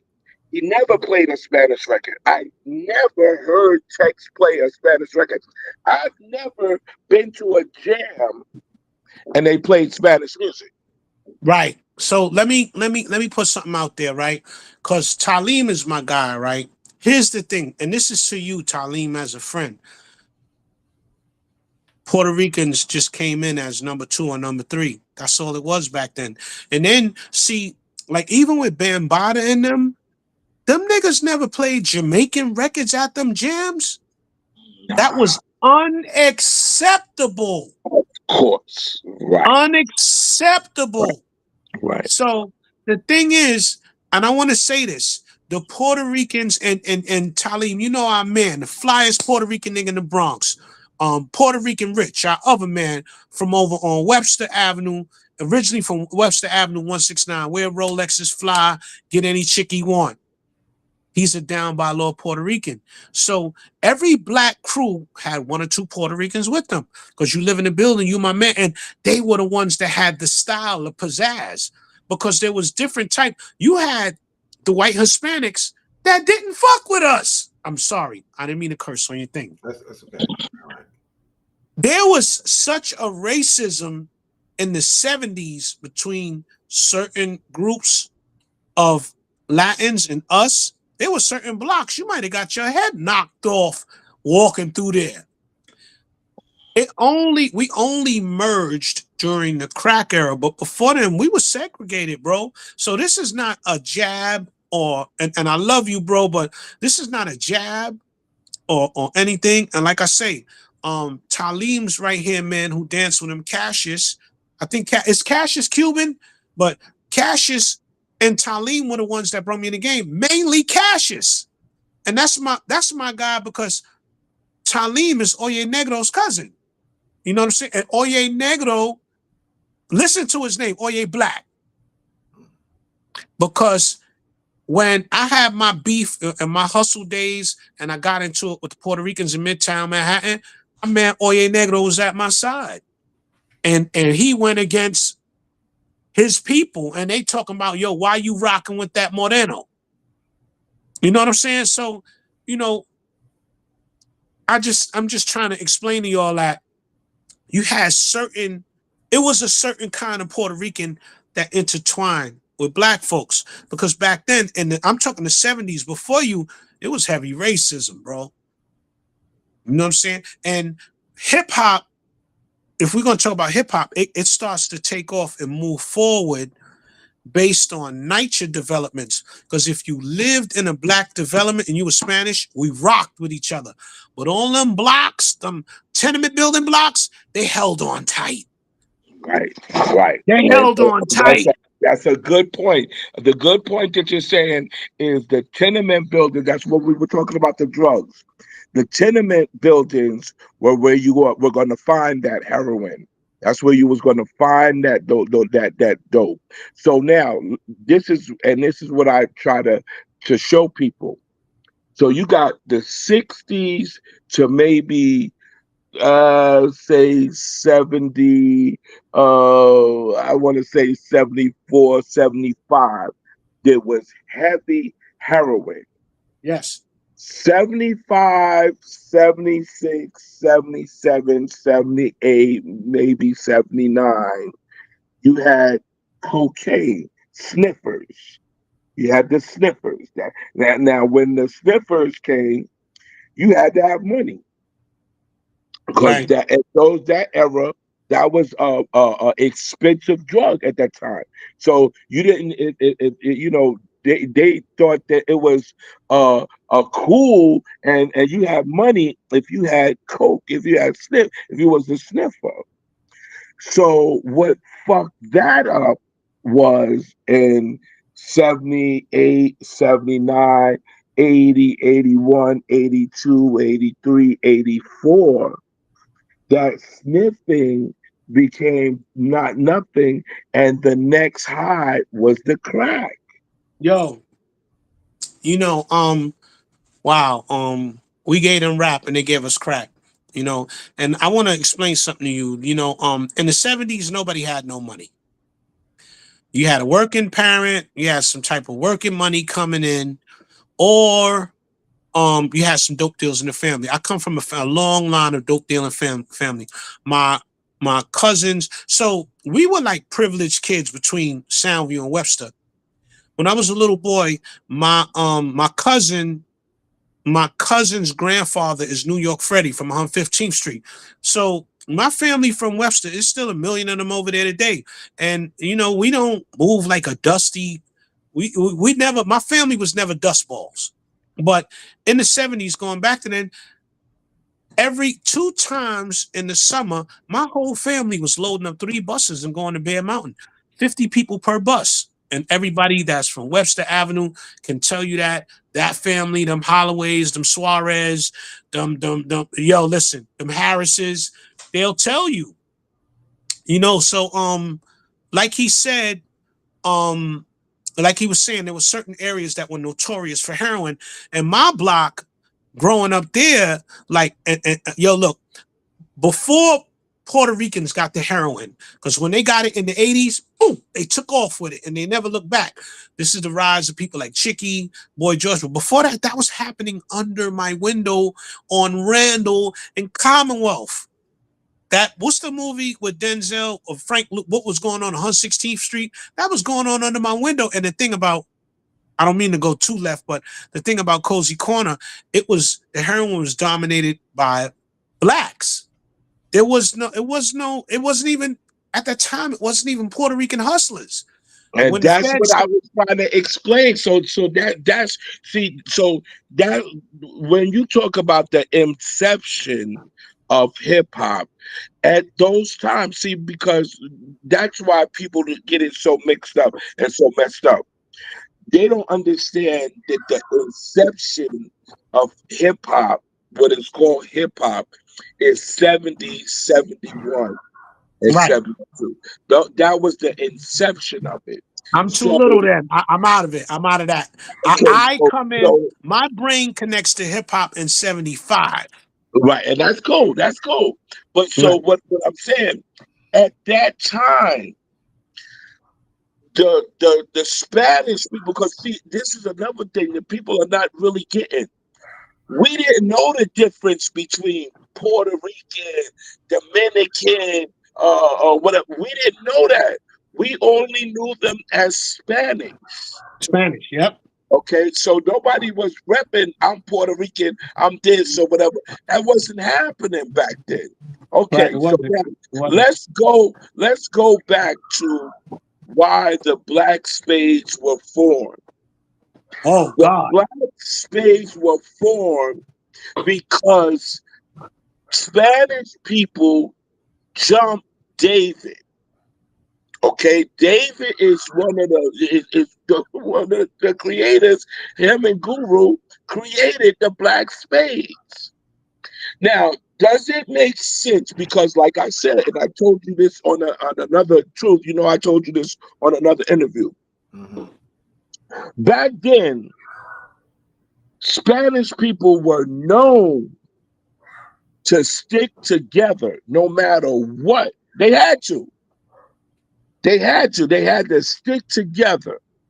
So imagine having the war with Spanish people and the Spanish people joining with us to war against them. Tell me where that makes sense. It doesn't. So I wanna ask you something about our area since hip hop started in your projects. when I moved to, first of all, I lived on 183rd Street, and you see the movie A Bronx Tale. Yes. I went to this orange. It was an orange Catholic school behind Roosevelt. So we could either take the shortcut home to walk through Little Italy, or we could take the long way home, which was go to Fordham Road and then make the right on Southern Boulevard, which was safe for black children. But Right. if you cut through Little Italy, You're gonna get they jumped. had a gang. They had a gang called the Little Golden Guinea. So Luigi, Ralph Esposito, these guys are my friends in school. But now when we cutting through Little Italy and they get with their friends, they're like, nigga, and we gotta run home. Yeah. No, I'm serious. That's why I love that movie Bronx Tale. Yeah. So Yeah. so now I moved to Soundview, Academy Gardens in 1978. And when I moved there, I'm like, black people. I go to the schools, black people. But now Halloween comes and they like, yo, the white boys are coming. Don't go that way. It's white boy territory. And when I tell you the same thing, Halloween, they on Harley Davidson with chains. So I know that before I got to Soundview, I heard the projects were predominantly Caucasian. I heard Castle Hill was Caucasian. I showed my man. Castle Hill. Listen, okay, you got Throgs Neck, you got Westchester Square, you go on the other side of Westchester Square, Middletown Road, and all of those places over there. Those were basically where all private houses. Those were all private houses, and so that's where they were. That's where they was. If you went to pass Westchester Square, you was in Parkchester. If you went a little bit past Parkchester, you're in danger. Where the garlic is, where the funeral homes and all of that used to be controlled by them. So I remember who was the Ball Busters. What was that? Were they Puerto Rican? Were they Italian? Were they white? What were they? Because everybody was in fear. It's going to be a rumble with the Spades and the Ball Busters. Who were the Ball Busters? They were Italians. They were Italian. I never saw them, but I heard their name. They were Italians? They were Italians. And the problem with them was that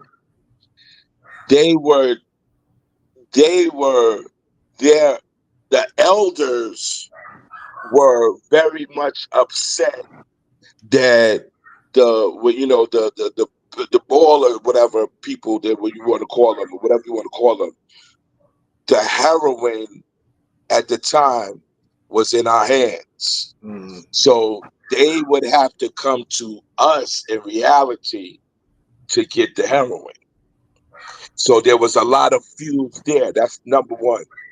Number two, the Irish and them at a time were very, very, very. So they basically end up siding with the Irish to go against us. Okay, so that's what made them a little bit stronger, because that's what it was. So another reason why the Spades were so powerful is because I used to go to school. There's two junior high schools in that Soundview area that are very, very, either half of the project goes to that side and half of the project goes to this side. I happen to live in two sections of Bronxdale. I lived in the first and the second section. So I went to 125. Oh, 125. Okay. Right. So I thought you were going to say 131, but go ahead. No, I went to 125. And 131, I think it's in Monroe, right? It's across the. No, it's bordered by Stevenson Commons and Monroe. Right. So that White Plains Road divided that part from us. That once White Plains Road, once you cross White Plains Road, you were on our side. So the gangs used to run all the way up to White Plains Road and then turn around. You see what I'm saying? And this is another thing that people are not understanding with anything back in those days. They were men with bats, chains, and knives beating on kids, chasing Yes, kids. yes, Okay. yes. The So N word was. I got a chase of my life from that bus station up on Soundview Avenue in Patterson. That was a no-no. And everybody was telling me, yo, don't go that way. When I got up there and they came down there on them bikes. And you know what's so, and I don't mean to laugh, but you know what's so funny? We got them back when crack came out because they was all hooked on crack. it And was it was all my white boy, Italian boy Luigi from up there. So they all come down to Cozy Corner. And we used to be laughing like, yeah, we got you back. You know what I'm saying? yeah, so that weakened. So back to what I was saying Hold on. about hip hop. What I was saying about hip hop, I gotta go back to hip hop. Say hip hop. I So got some questions. Got some questions. So okay, so Okay. the Puerto Ricans at that time, they were totally just like some of us, some of our older people were against hip hop because they thought it was stupid. They thought that it was Yeah. a something that was stupid, and they didn't do it. So I just did this comparison with Black today. We just did it. I'm just saying this one thing.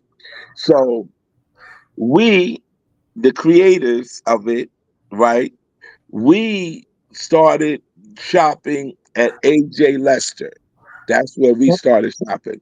And All right. Leighton's, if you were Superfly, you went to Leighton's. But go ahead, I'm listening. AJ Lester's, Layton's, and there's another place that I'm not gonna tell the name of because I'm just not gonna do it because they still exist and I still go get the stuff from there. But anyway, and this was downtown. But anyway, so those stores were where we got the stuff that we brought to Bronxdale and everything, whatever, right? So when we were getting the stuff from there, people didn't really understand what it was. But then Rose Rose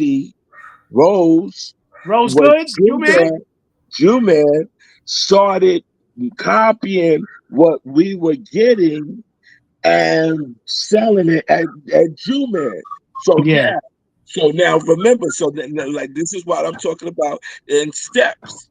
So remember, the real gangsters, whatever, were getting it from AJ Lester's, right? And Right. Layton's.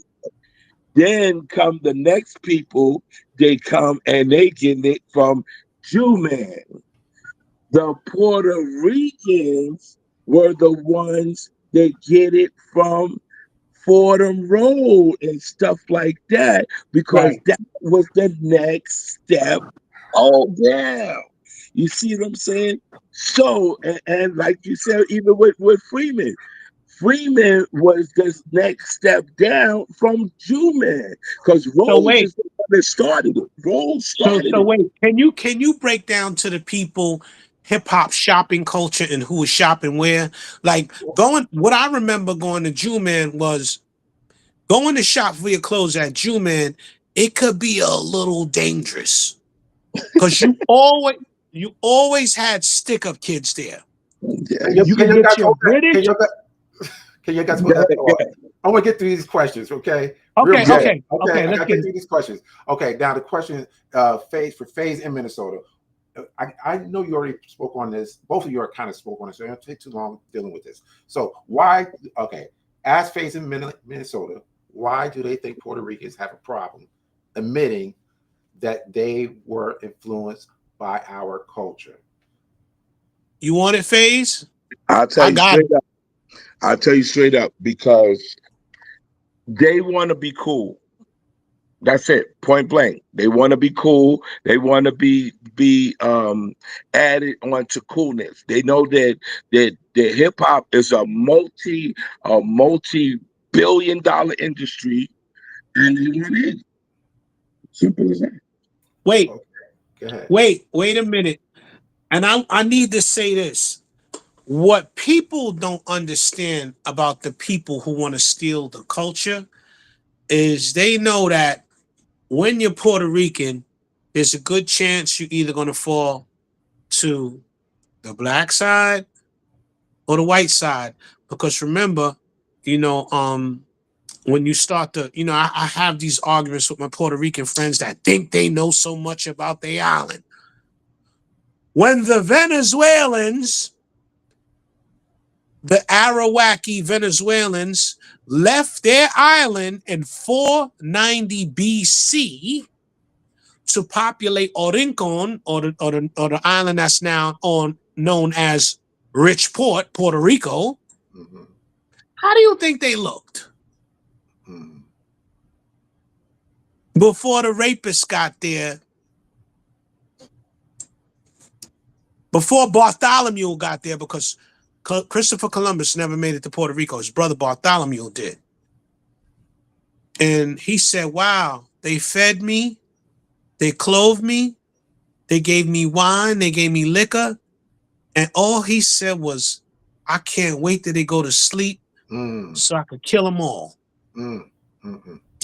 So what I'm saying to you is, I want to ask that question to all the Puerto Ricans. And I'm not a Puerto Rican hater, but I'm fighting for the inception point of my culture called hip hop. What the dominant minority knows is that they know Puerto Ricans are somewhere where they straddle a fence.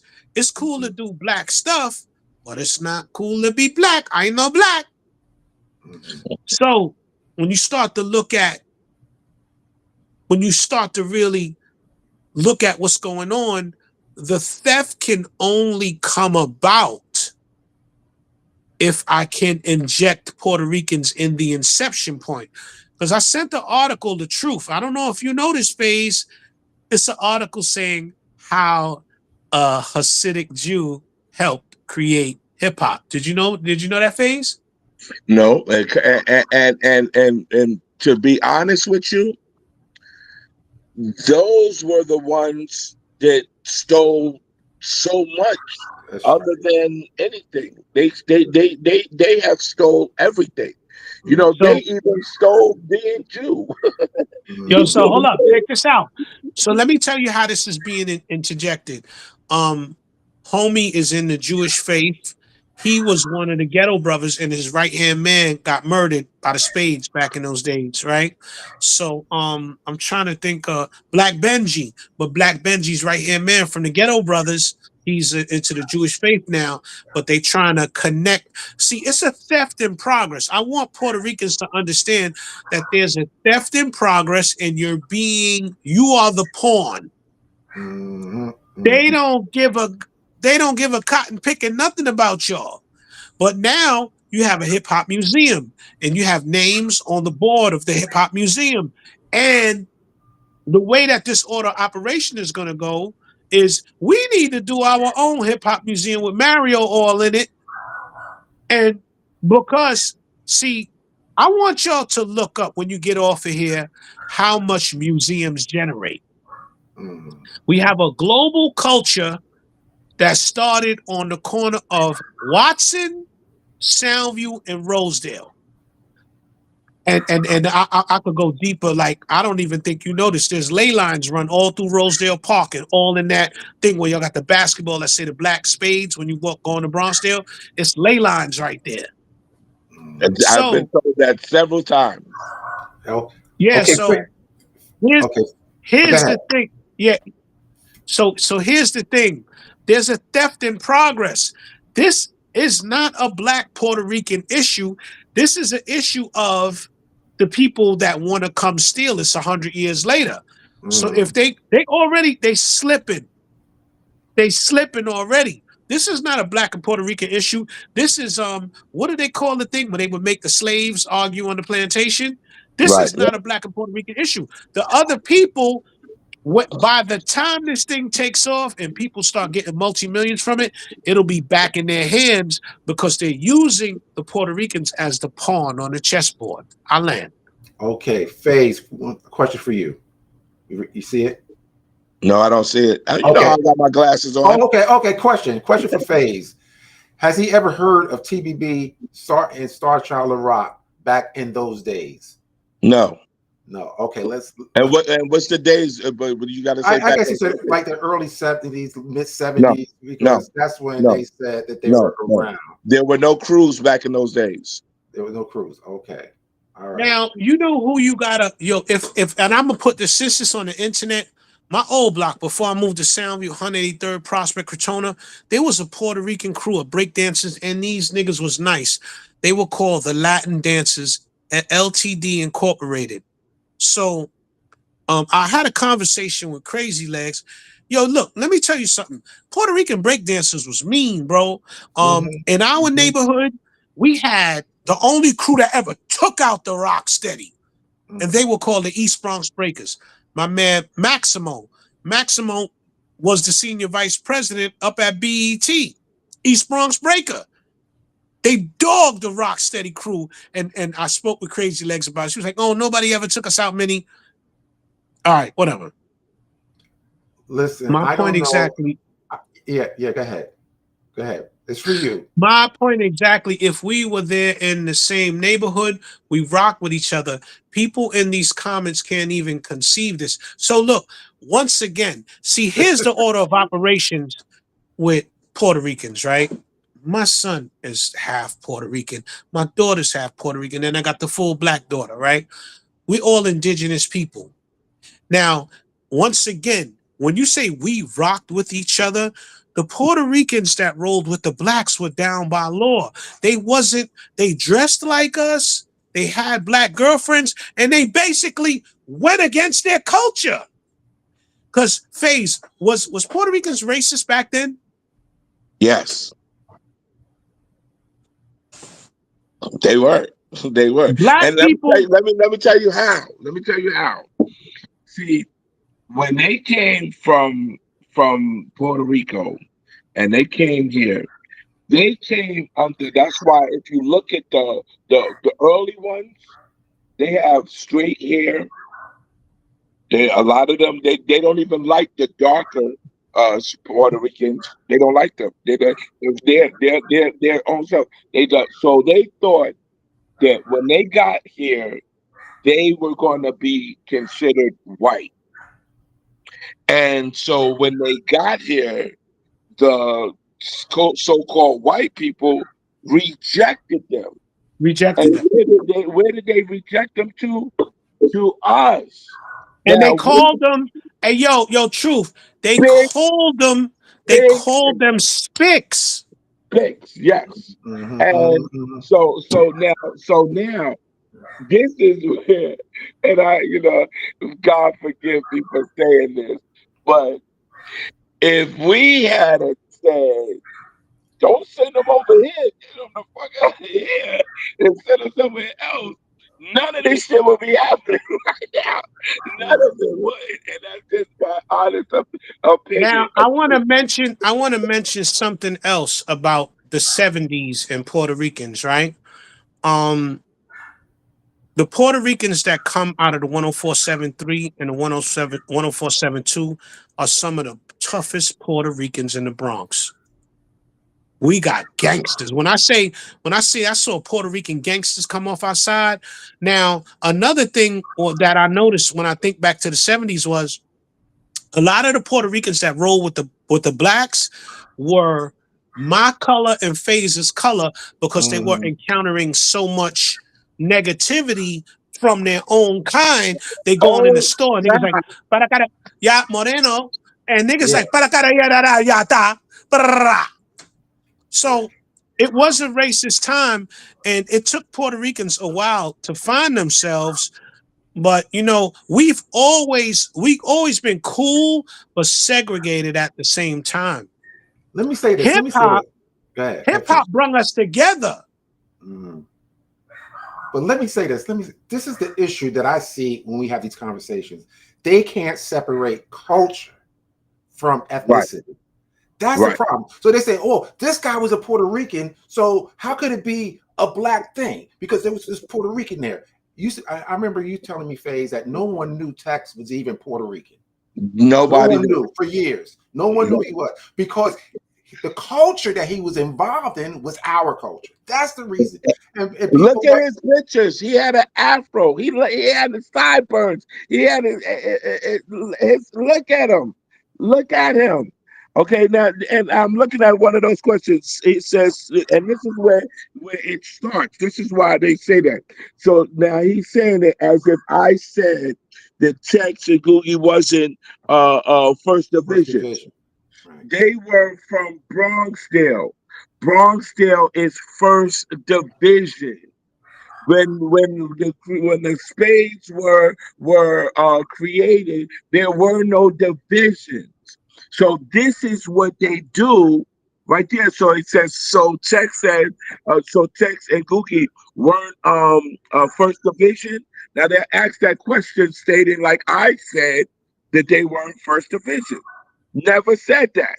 Never at all.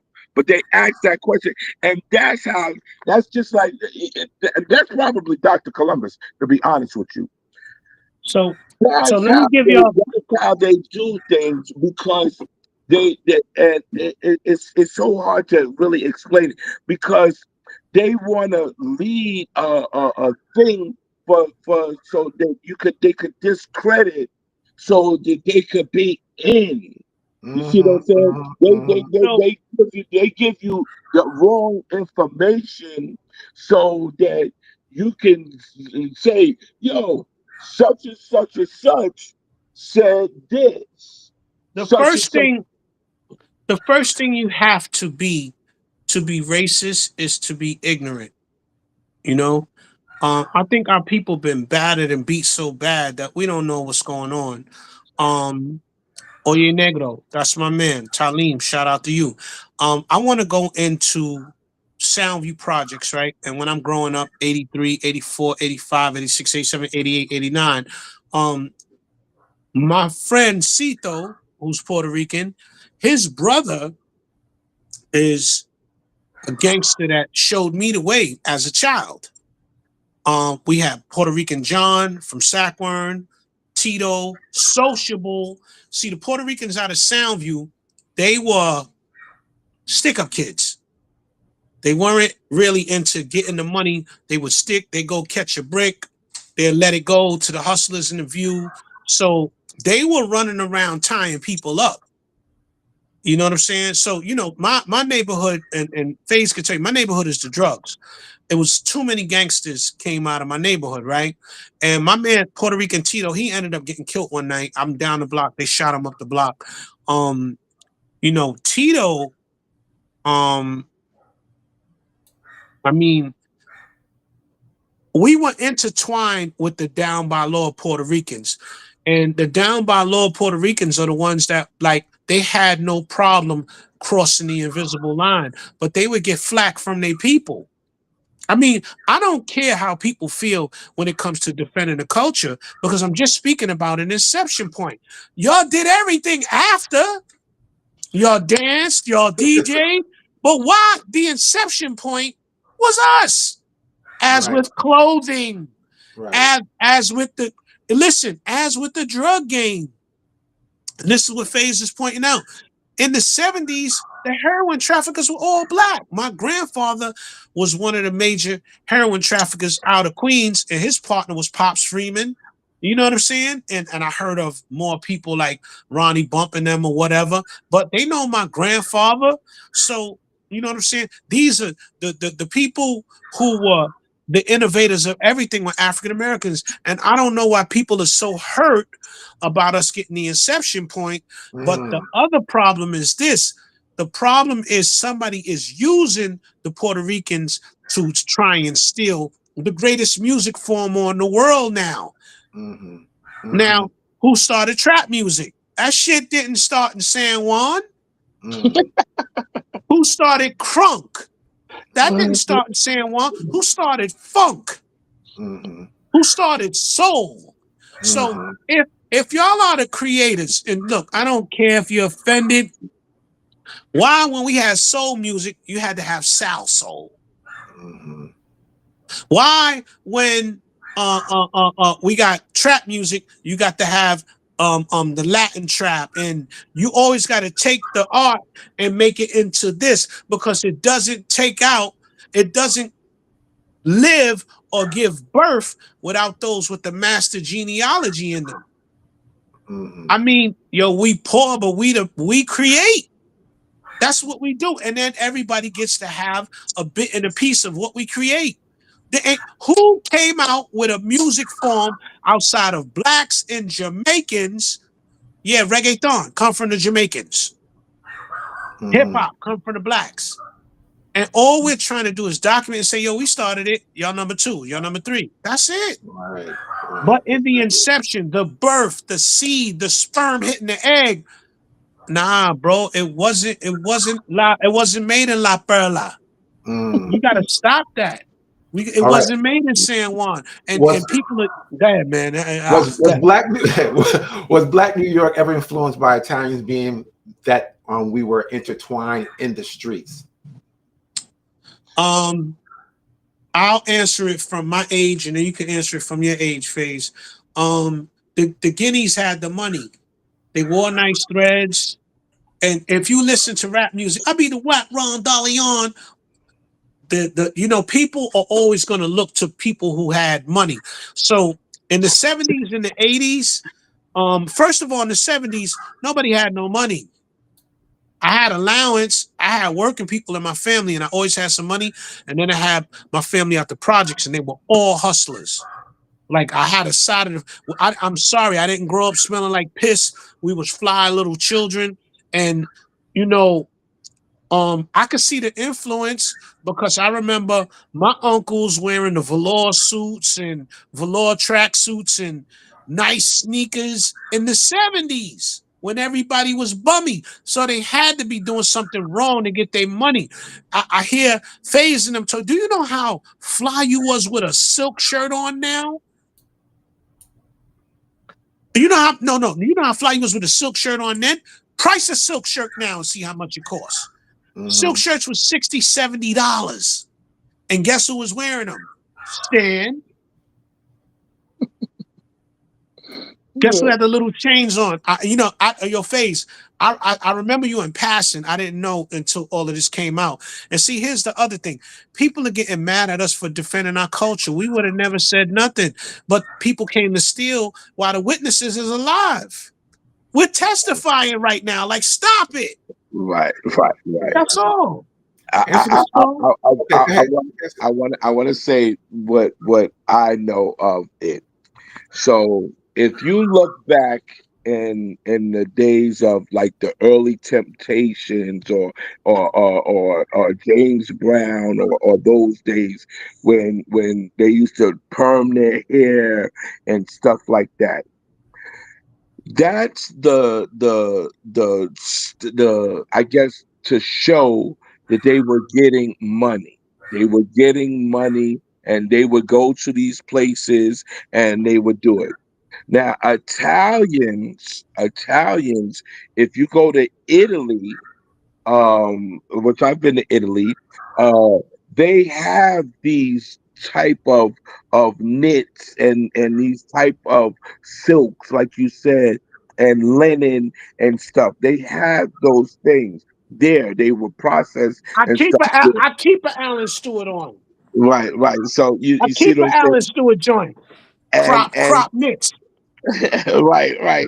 And so when we took that style and used it as a prestige point, they looked at us like we are slick niggers, at that point.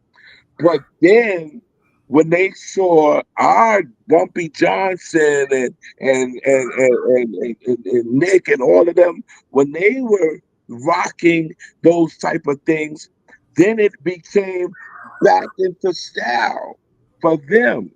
If you look at the older days, they weren't wearing no rope chains, no gold rope chains. But when we started rocking gold chains and stuff like that, and when I say we, I'm not talking about me. I'm talking about our people. Okay, and so once we were started rocking those type of things, then it became a style back for them. And that's what happened. And so now, just like now, quarterfields,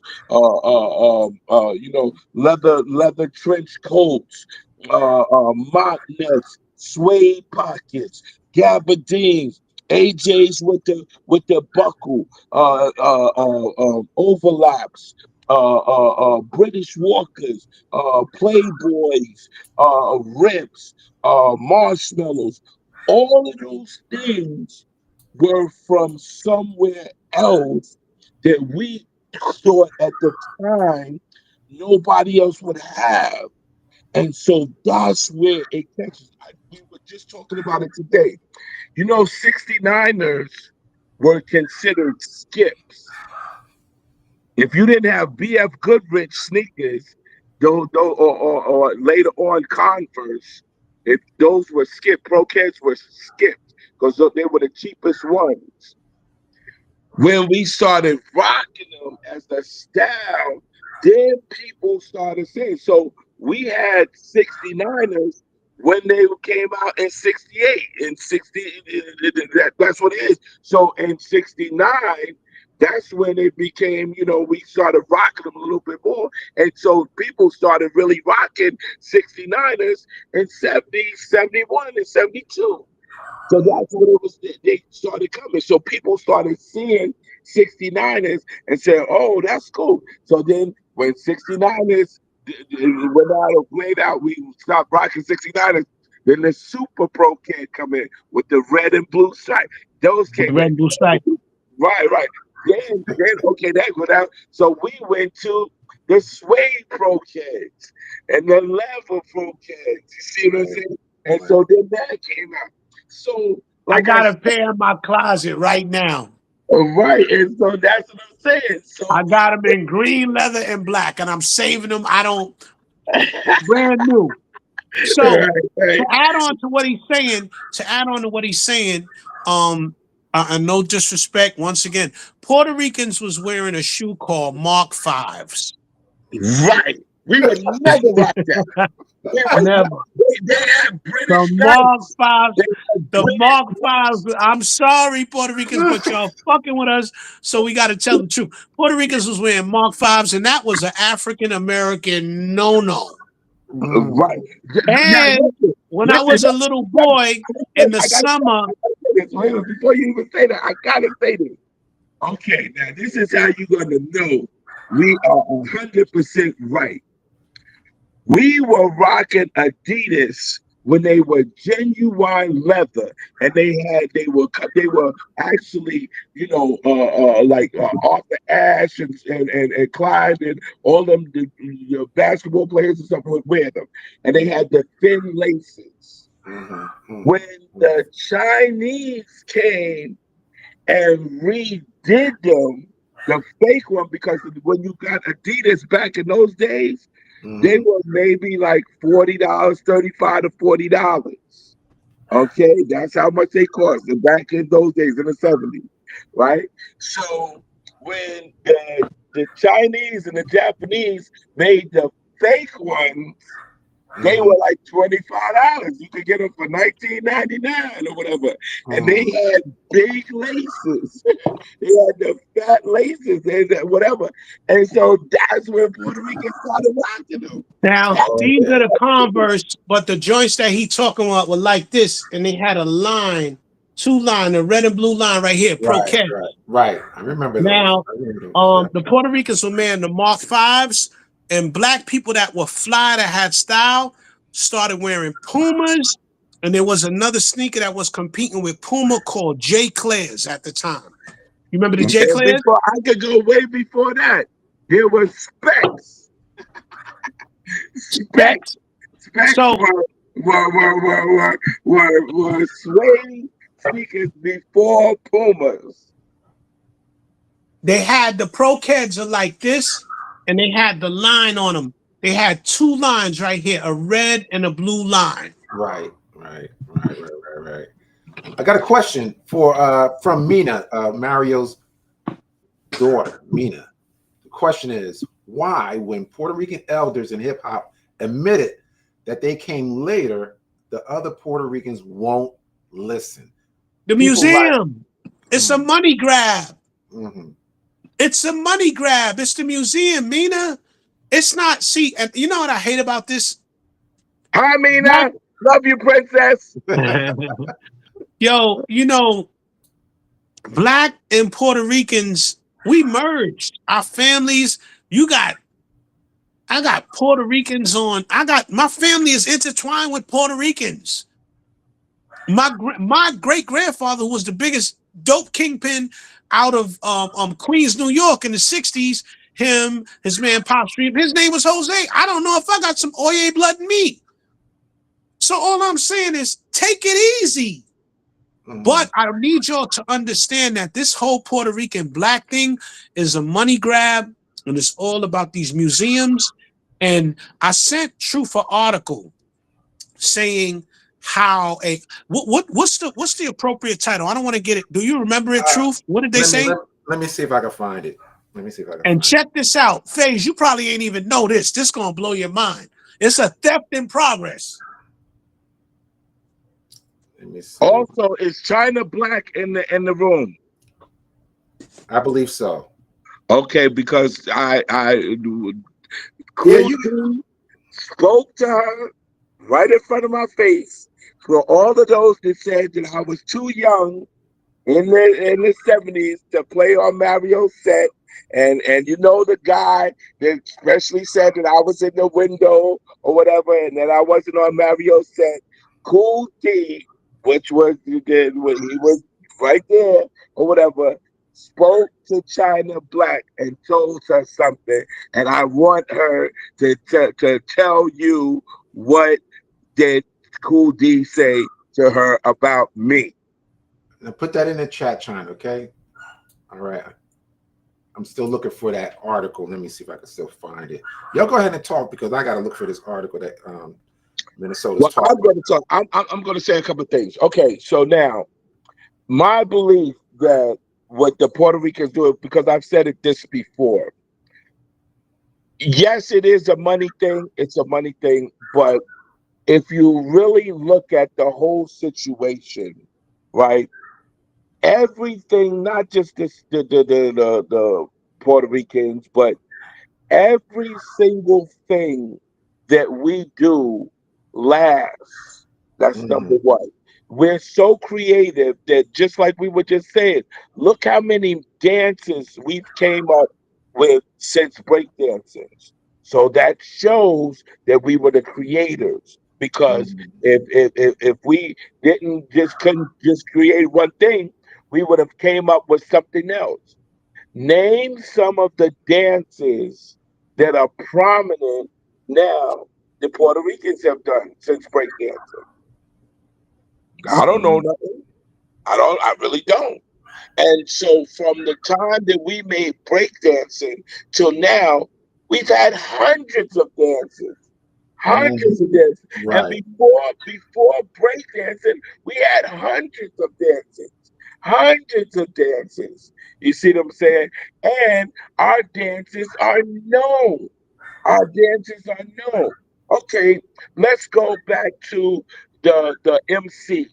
The talk. We've been talking junk on the microphone since before anything, and we were Now, doing that.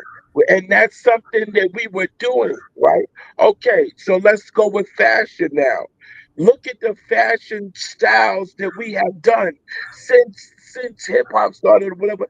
Since then till now, what are the Puerto Rican fashions that we took? We none to this day. Right. There's nothing that the Puerto Rican fashion say that I can say that I went because I saw a Puerto Rican wearing this or whatever. I cannot say that to this day. I cannot say that I learned the Puerto Rican dance. I cannot say that. I cannot say that I learned how to DJ this or whatever from a port. I can't say that. and this is this is terrible that we got to go through this, because I'm having mercy on the whole situation because see, I want to tell you this, right? And I don't hate Dr. Cologne. But I'm not. The only reason I don't go on his channel no more is because he said, "Yo, you're a racist." I was like, it kind of blew me away when he said it. Like, I'm racist. I'm arguing for my inception point for my people because I'm comprehending that there's a theft in progress. Right. I can't be a supporter of it. And look, let me tell you something, man. I wish Big Pun was alive because he would crush this. Okay. Yes. Crush I it. knew him personally, and he Let was me tell always you, giving us things. first and foremost, I don't know why this never came out. Pun was Puerto Rican and Cuban. His uncle Wimpy is a dark-skinned Cuban with a mole on his nose. If you know Wimpy from the Bronx, last time I saw him was on 156 in Union, and his aunt was Angie. Beautiful, beautiful Latina. And you know, how can I put it? His sister Pun on Facebook, beautiful Latina. They were never that family that was anti.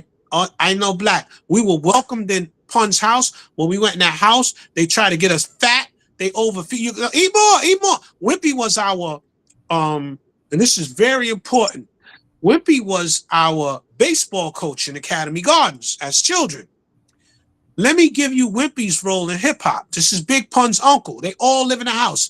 There's 39 Puerto Ricans in a 3-bedroom. I don't know how they did it, but they was there. His cousin Booby, Jamie, the other one. Now, Wimpy's role in hip hop. Wimpy was the record boy from the Cold Crush. Wimpy was the first person ever to start recording the jams. He started selling the tapes to the dope boys on Cozy Corner. Now, I would have my radio in the window recording them playing the Cold Crush outside because I didn't have the $20 to buy the tape. So Wimpy ended up hooking up with a guy named Tape Master, and Tape Master was the first person selling tapes in a flea market on. Was it by Food Bazaar where Tape Master was? But by the Nice Buildings by Lafayette at that time, he was in a flea market. Oh no, maybe the flea market was over by TSS, Caldors. I don't know. But he was in a flea market selling his tapes. But he initially started from Wimpy. So Wimpy, Big Pun's uncle, who was our baseball coach, started the recording of hip hop to cassette. Recorded the Fantastic Five Cold Crush battle. Recorded when Kool Moe Dee battled Busy Bee. He was the initial person. Now, I'm going to say something that's going to get Bronxites very mad. Thank you, China Block. Thank you. I'm going to say something that's going to get black folks very mad. The first known MCing might have started in Harlem. We be leaving Harlem out like Harlem was lame. The first person on the mic doing call and response, and him and Herc don't get along to this day, was DJ Hollywood. Mm-hmm. Yes, y'all. A little while ago, just want you to know Eddie Chiba, just who you're listening to. So listen, let me tell you who I am and what I do. Rock, y'all. Call and response. Eddie Chiba from the Bronx, Hollywood from Harlem. Where do they all end up working together? At a club in the Bronx called 371 East 166th Street. Hip Hop Hub. So now this is where Brucey B gets his start at. This is where people are coming from Brooklyn to go to this hole in the wall on 166 and Clay Avenue between Clay and Teller. But these are the places, I don't know, y'all told me the Black Door was over there on Freeman, but these are the first places because when it got cold, hip hop had to keep going. The jam went indoors. Herc is a founding father. Didn't start shit. Let's, I gotta jump in there. Okay, when you said about Hollywood, all right. So early 1970 and 71, there was a record called Here Comes the Judge. Here comes the judge. I got that. That's Pink Meek Mark. Pig Meat Markham. Yeah. Um, what he did was for us, for hip hop, was that he would talk in this rhythmic pattern, as you want to call it, over this music. Now, people hear Here Comes the Judge, but that wasn't the first record that he did that with. Wait, I I found a actually, record. I found a record on 45. It's in here somewhere, and it goes boom, tsk, tsk, doom, brrrup, dup, tsk, doom, brrrup, dup, tsk, tsk, boom, and he's rapping on the record, and it's from 1968. yes. And so You know what this I'm is what talking about? I have the album. I have it on 45 and the album. But anyway, Oh, I like I got it on said, 45. Who is that? okay, we don't talk on here. Ah, We don't give we might mark out the names and stuff on here. Okay, but anyway, so that was what we tried to emulate. And emulate. so we would say things on the record, even and you could go back even further than that, and people have been talking shit. I'm sorry to say it shit, but shit on the microphone while music was playing Right. from the longest. So even Blowfly. even I love. even when we both fly and all sex addicts, movie night, all of that, walk like sex, all of that stuff. Okay, but anyway, Walk like sex. okay, Talk like Hey, sex. hey, I'm gonna so step. Hold on for a second. I'm gonna step away for about 2-3 minutes. Y'all keep it going. I'll be right back. okay, Right. all right. So Faze, so Faze, I'm glad that you from the older generation and you giving me some game now. But one of my favorite, when people ask me who my favorite MCs are, I say Easy E from NWA, and they look at me like I'm crazy, and I say Blowfly. Because as a child, I always was amazed by people that were cursing on records. Because remember, that was unheard of. Okay, I'm gonna give you a jewel. I'm gonna give you a jewel. One of the break records that we used to bring out that nobody had or whatever was from one of the people that you just called out, and it Right. was called Sesame Street, and it said, "A for ass, that to do that, B that to do for bastard, that to do that." Yeah. Okay, so those were the things that we were seeing, and we were emulating it and copying that and doing it. Now, this is the catch. This is the funny thing.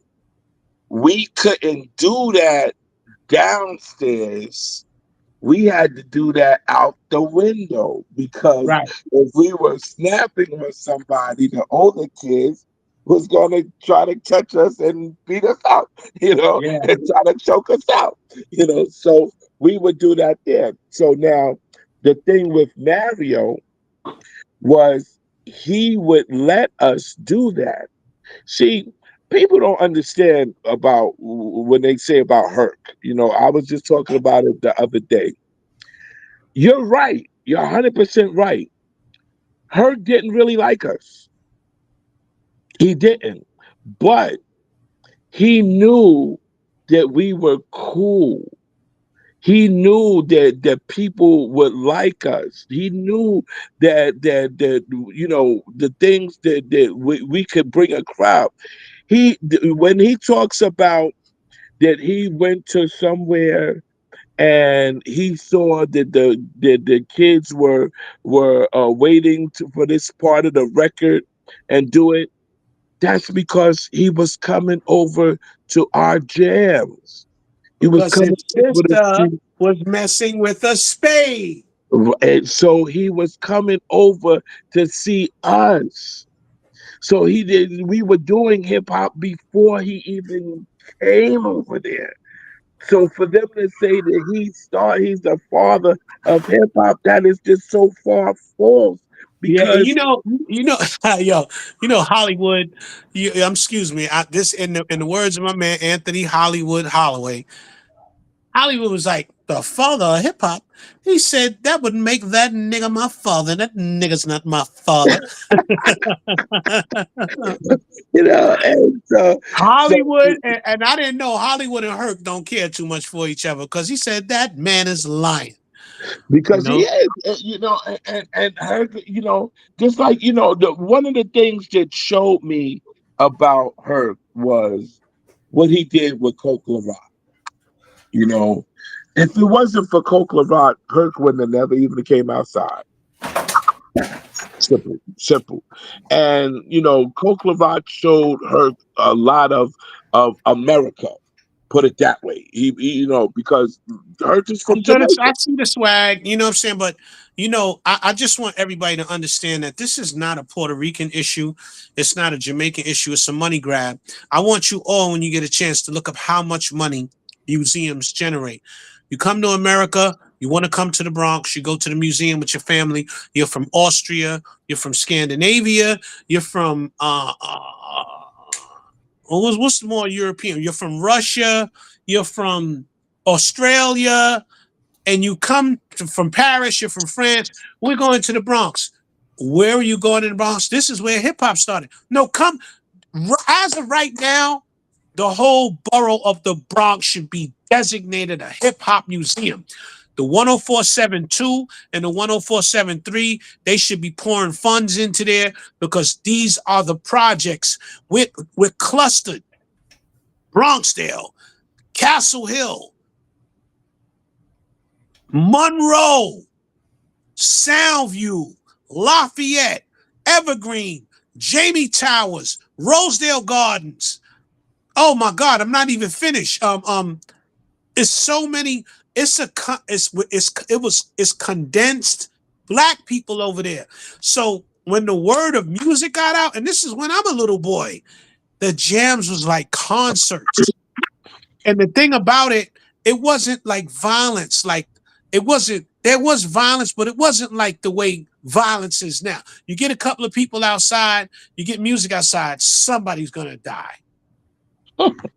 Back then, the biggest jam I've ever been to in my life before crack and gun culture rip hip hop apart. What is it called now? It was Caldor, TSS, Corvettes. And this is funny because the guy, Tupac's uncle, telling the story about Tupac when he saw it and fell in love with it. I never forget when I was walking to that jam, that there was a thing about walking to the jam. You could hear the music from 8 blocks away. And it was like the Pied Piper. And as you got closer, it got louder and clearer and louder and clearer. It was so dope to walk to the jam. And when they were having this jam over in the plaza over there, it's Kmart now, thousands of black people, and this is when it wasn't like violence at the jams, thousands of black people in the parking lot just listening to music. And as I got closer, I don't know who was on the set. Probably was Jazzy J, but they was cutting up LTD, cutting it up. But that's whoa. Oh, you're talking about that was the third It was actual jam. it was such a godly feeling. Black Across people the out there street looking from good. Jack in the Box. Jack in the Box was across the street. Yeah, oh okay. Yeah, Jack across from Jack in the Box. So right. So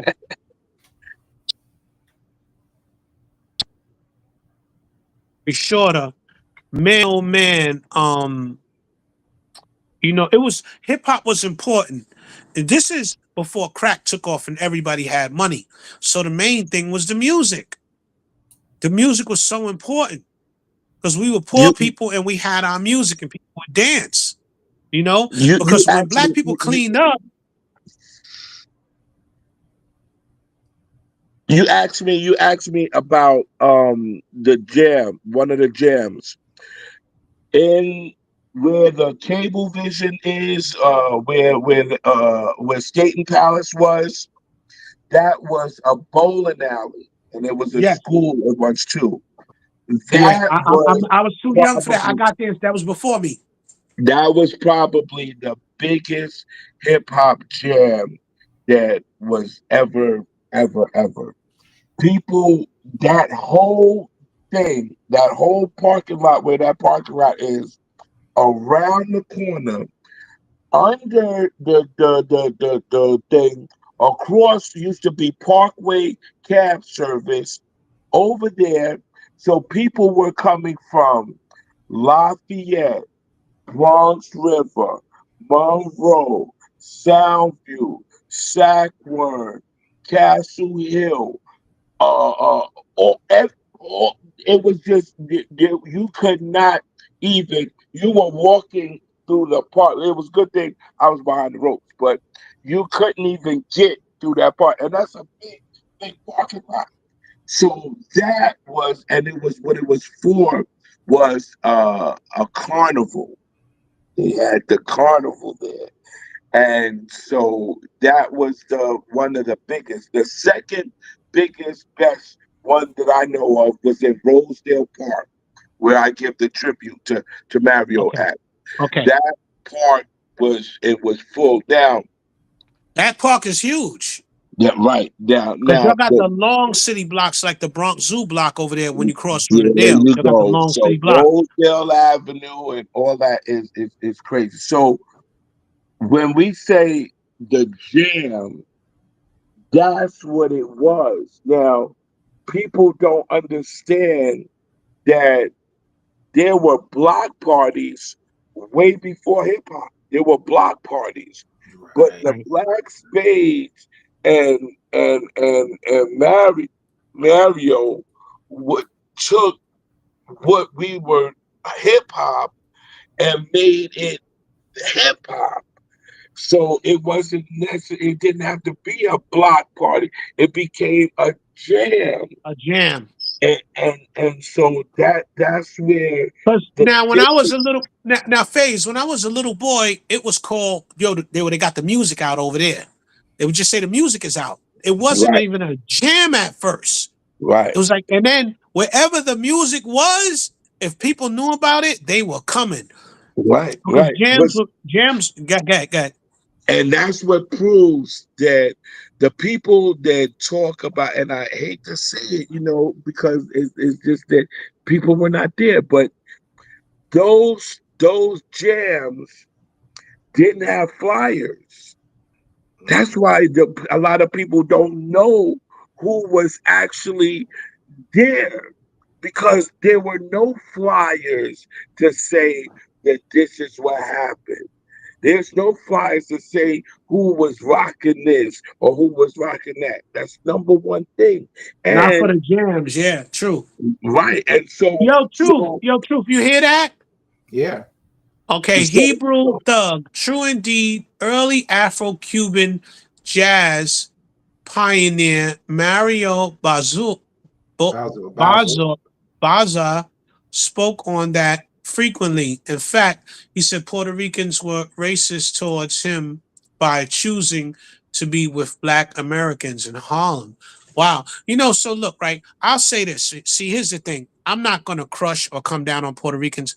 Puerto Ricans, we're just arguing for our inception point. Right. We created it alone. Don't do that. Don't side with that. We need you to check these frauds who are trying to interject. This Well, is a I, money I think grab. I This is a think money Tommy. grab. I think your boy is not convinced. Who's that? Tommy or whatever, Rez, their brother. Talim is my brother, man. That Well, shit. I don't That think should he's have on never. board with that. I don't think Yo, he's on listen. board with that. Listen. But here's the thing, right? This thing of prominent crews, all we're saying is we created it. We Right. not saying that y'all didn't come in 77 and 78. Mm-hmm. Mm-hmm. We not saying that. The initial founding fathers, Herc, Bam, and the one that everybody wants to forget, Mario. Please put that picture up, True Savior. Let me see if I can with find. Bam and Mario, and then first the one with Bam and put the picture up. You could take me out as long as you can hear my voice. I want to say something. Let me see if I can find it. Hold up. Let me Because the culture in the 70s is black people was bullies. I'm gonna say it. You had to know kung fu. You had to be down by law. Somebody had to co-sign you. They used to say stuff like, yo, who he down with? Who he belonged to? You couldn't just do what you wanted in the street. In the street in the 70s, there was laws and codes. Right. You couldn't do what you wanted to do. Negative. Non-existent. Negative. I'm sorry to make the live go on that long. And yo, Talim, I'm gonna call you after this. Talim is my guy. But yo, I'm sorry. We just talking about Inception Point. Afterwards, y'all was down. Y'all was down. But at the jams, the initial, y'all was, and it was only a few of y'all there. Okay, you see that? You Yes. see that? Okay. Is that the photo you want? Is that the photo you want? Yeah, I want the other one of Mario holding the gun. But let me go across this. I don't know everybody. Ike C is in there. I see Ronald from Soundview with the black hat on backwards. Mr. Biggs all the way to the far right with the burgundy on. I'm not sure, but that looks like Monk. I think Monk was a Gestapo or a gangster. But even look at this picture. Come on now. This is the people. Now let me get that other picture. Let's get into that other picture. And we're going to talk about what Blackjack spoke about. He's going to put another picture up. Okay, let me see if I can find that one. Let me see. This is a very important picture. Oh, man. Hold up. Let me get this rid of this one. Let me do it this way. Okay. I'm gonna get it. There you go. Find it. Just gotta find it. Yo, you know who we need to talk? Who's that? And I gotta get my man. He was down with the Black Spades, right? And you know, I'll tell you what happened to a lot of the brothers that was, see, cocaine used to be the way y'all smoke your weed now and all that stuff. Cocaine I'm so glad I'm not from that older generation, but a lot of brothers started getting high. And one of the brothers, I want y'all to really analyze this picture right here. This is Disco King. This is the Disco King, and that ain't disco in his right hand. What the elders tell me is Mario was a goon. So when you see Little Blackjack speak about the attitude that came with hip hop, I just want y'all to look at that. I want you to look at Bam's face. For those who know how to read kinesics and body language. And I want you to look at Mario and look at his eyes and tell me what you see when you stare into the eyes of that man right there. He wasn't no walk in the park. Now, I'm cool. I haven't seen him in a long time. I have a real good relationship with Bam from the Spades. You know what I'm saying? That's my guy. And I, you know, I watched that thing, that whole Avenue Boys Club meeting so many times. It was crazy to see Bam as a teenager because a lot of the brothers that were the goons of the 70s, they started getting high.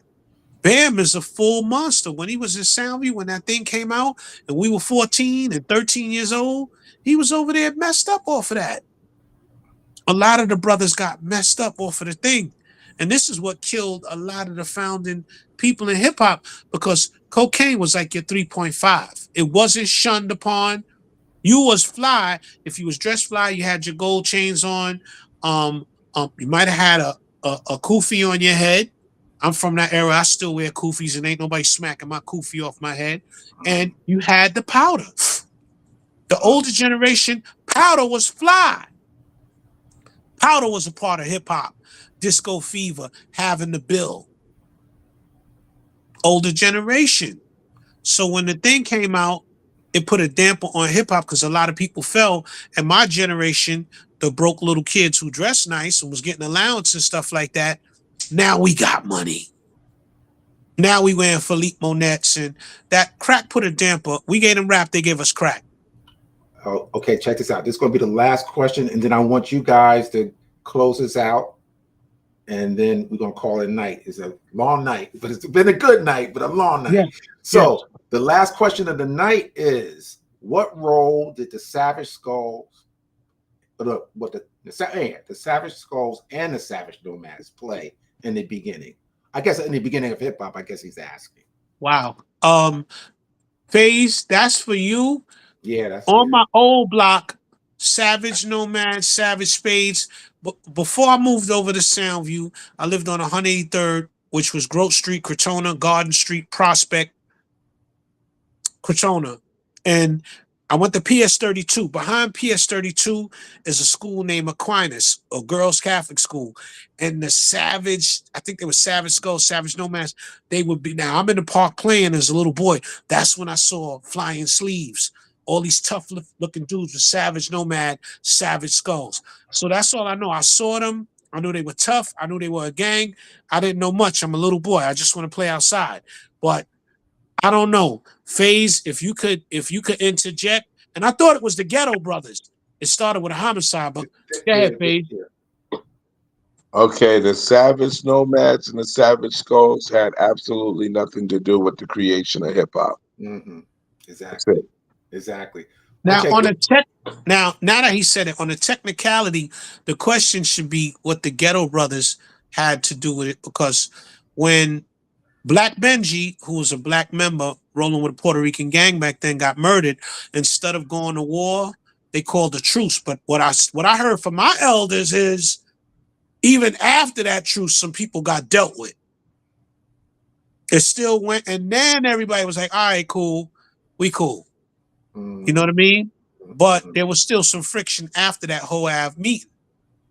Right. But thank goodness they decided to keep the peace, and now we got the greatest culture in the world.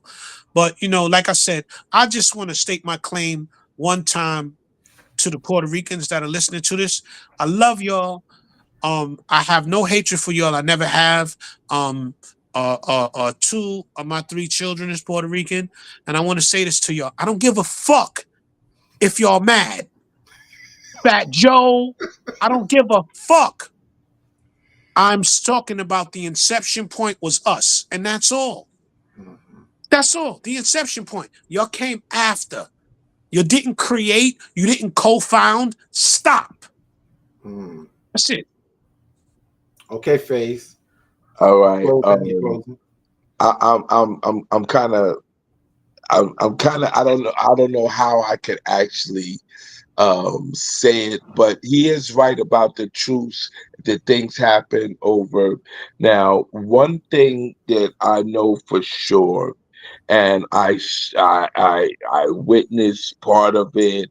I know some of the people, the head people that were involved, was that there was a real. If you watch the Warriors, and you saw where all the gangs came, it was something like that, but it wasn't like that.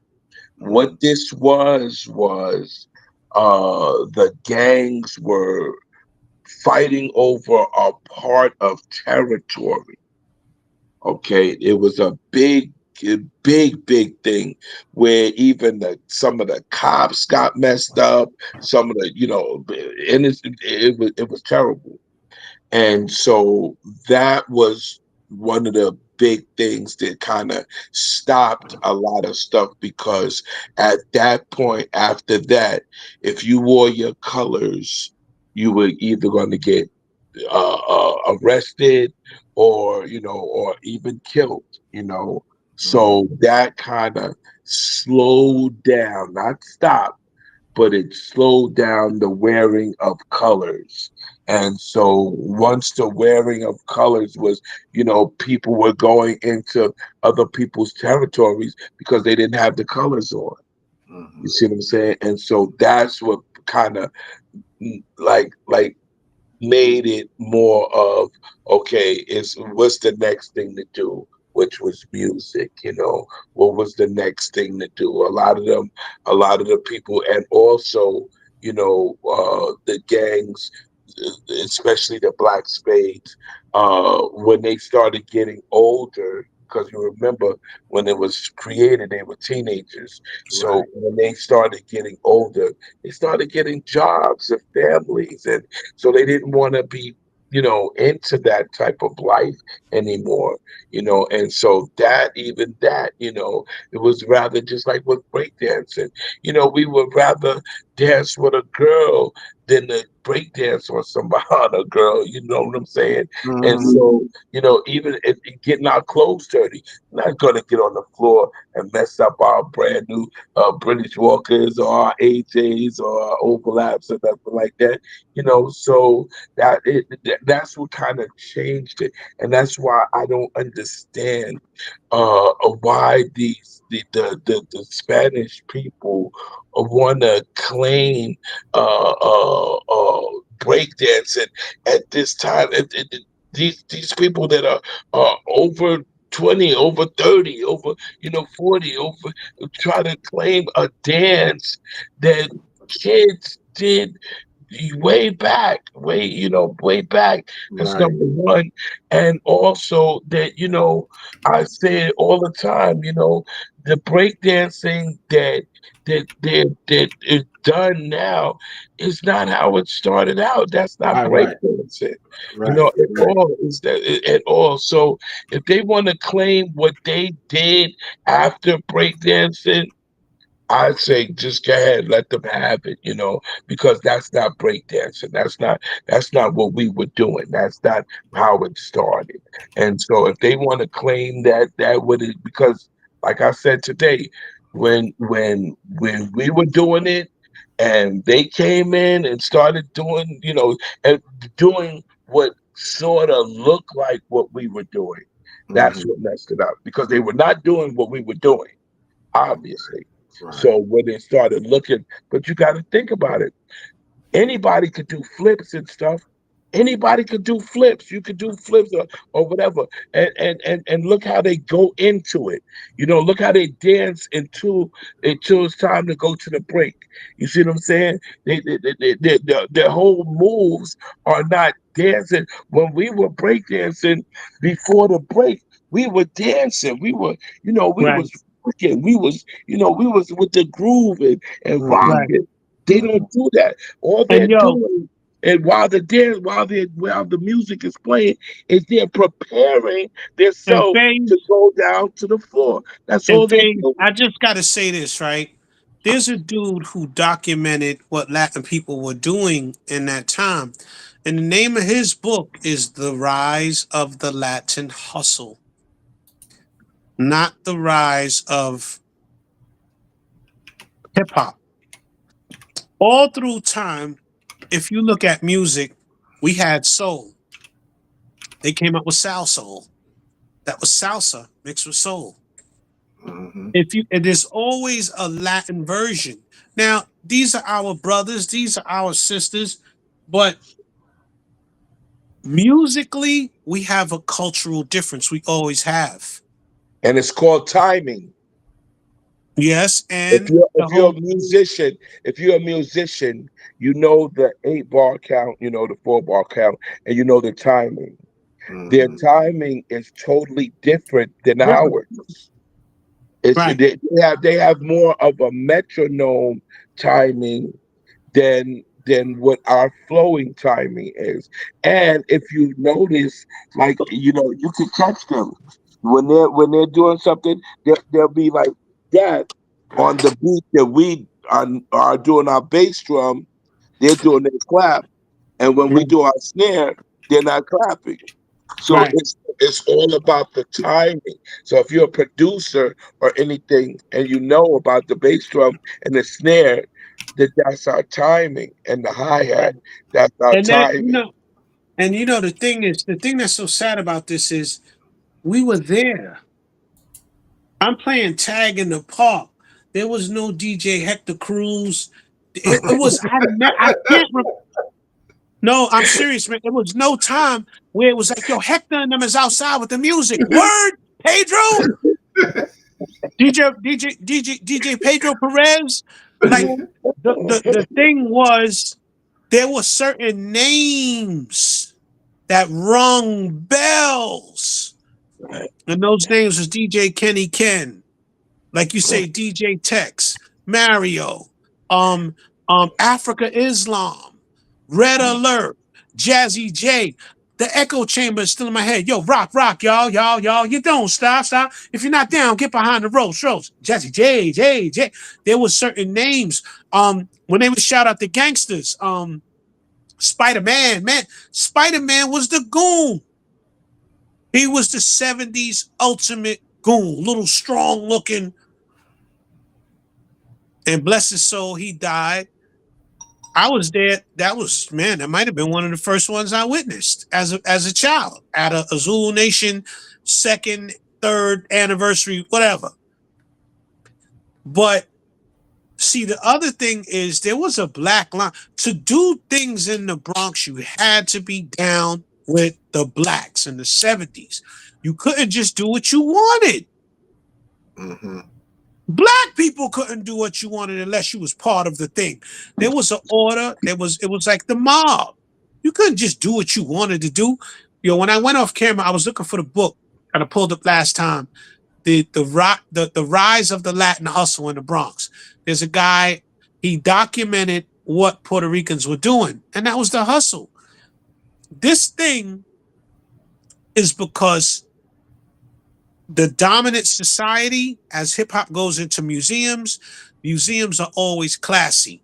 Like I said, when people come from all over the earth and they come to New York City, after they go to the Natural Museum of History and they take a tour where the immigrants came into America down there by where the World Trade was, they're going to want to come to the Bronx to see where hip hop started. Because those people document and they're always cultural. So they're going to go to the hip hop museum. So if you start to look at who's who and who's friend, Puerto Ricans, this is a money grab that you ain't going to get a penny of. No, they're not. They're really not. They're really right. not. This is what this thing is about. Right. This is what this thing is about. Truth. I want you to ask them.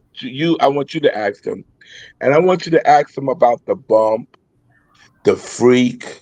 Yeah. The spank. Right. I asked them about that.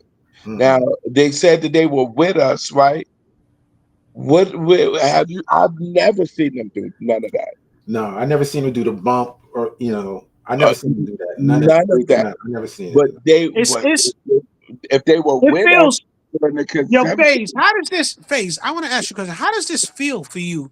That you got to tell the truth about something that you was at, that people are trying to bogart us a little bit, like, nah, nigga, we had a part that you did that because of me, Joey Chavez. How does that feel to you? And I'm not being disrespectful, but I'm being disrespectful. Okay, you know why it hurts me, and I'm gonna tell you because it does hurt me, because we're a generous people. Mm-hmm. So what hurts me about this is that we invited you in our house and you tried to take our silverware. Mm. You tried to take the meat that was inside of our refrigerator. You see what I'm saying?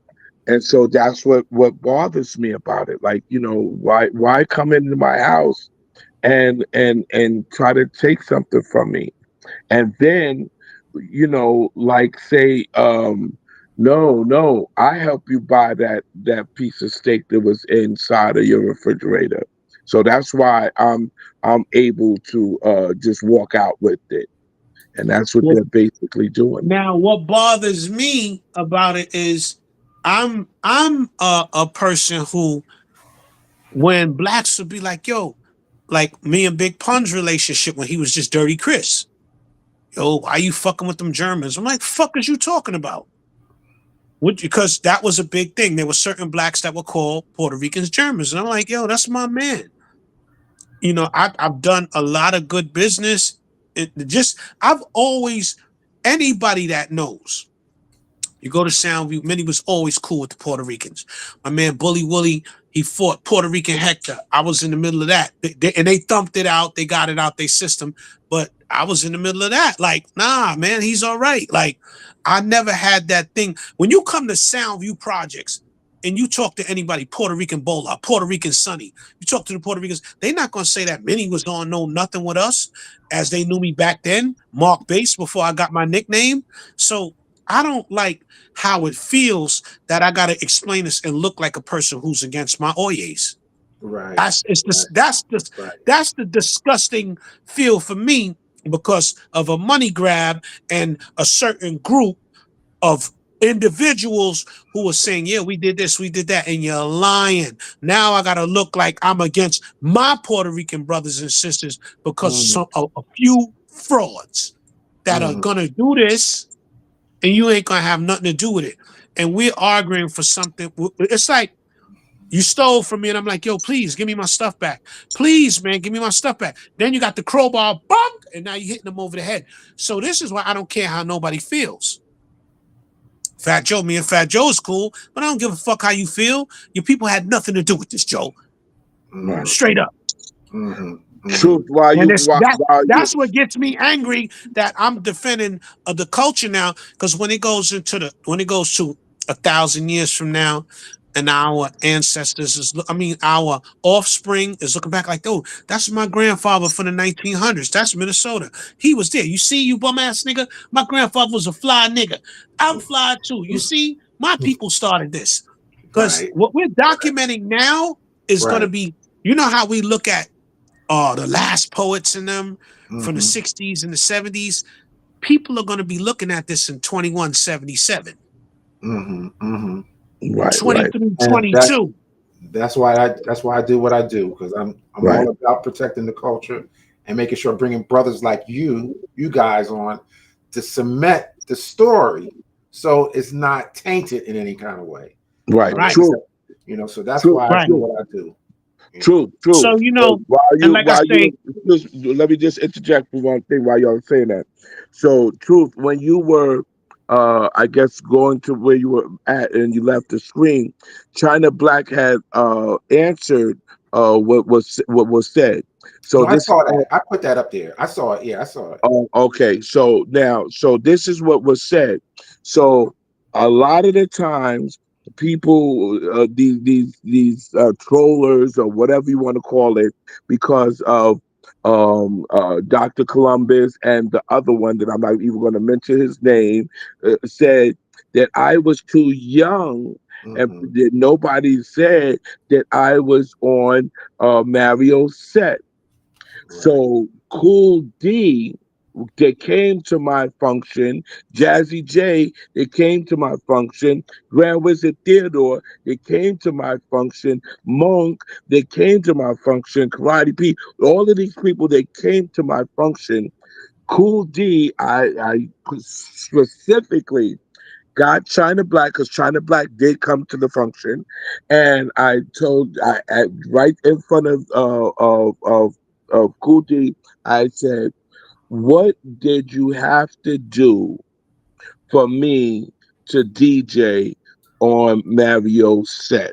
And without any hesitation, he said, we had to put you on a milk crate to DJ on Mario's set.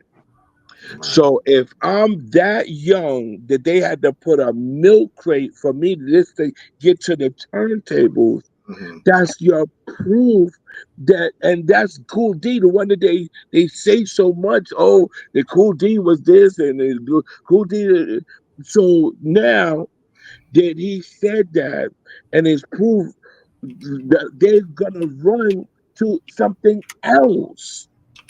So no matter what we do, they're always gonna come up with something to fit in. But you ask them those simple questions like, what Spanish music was played?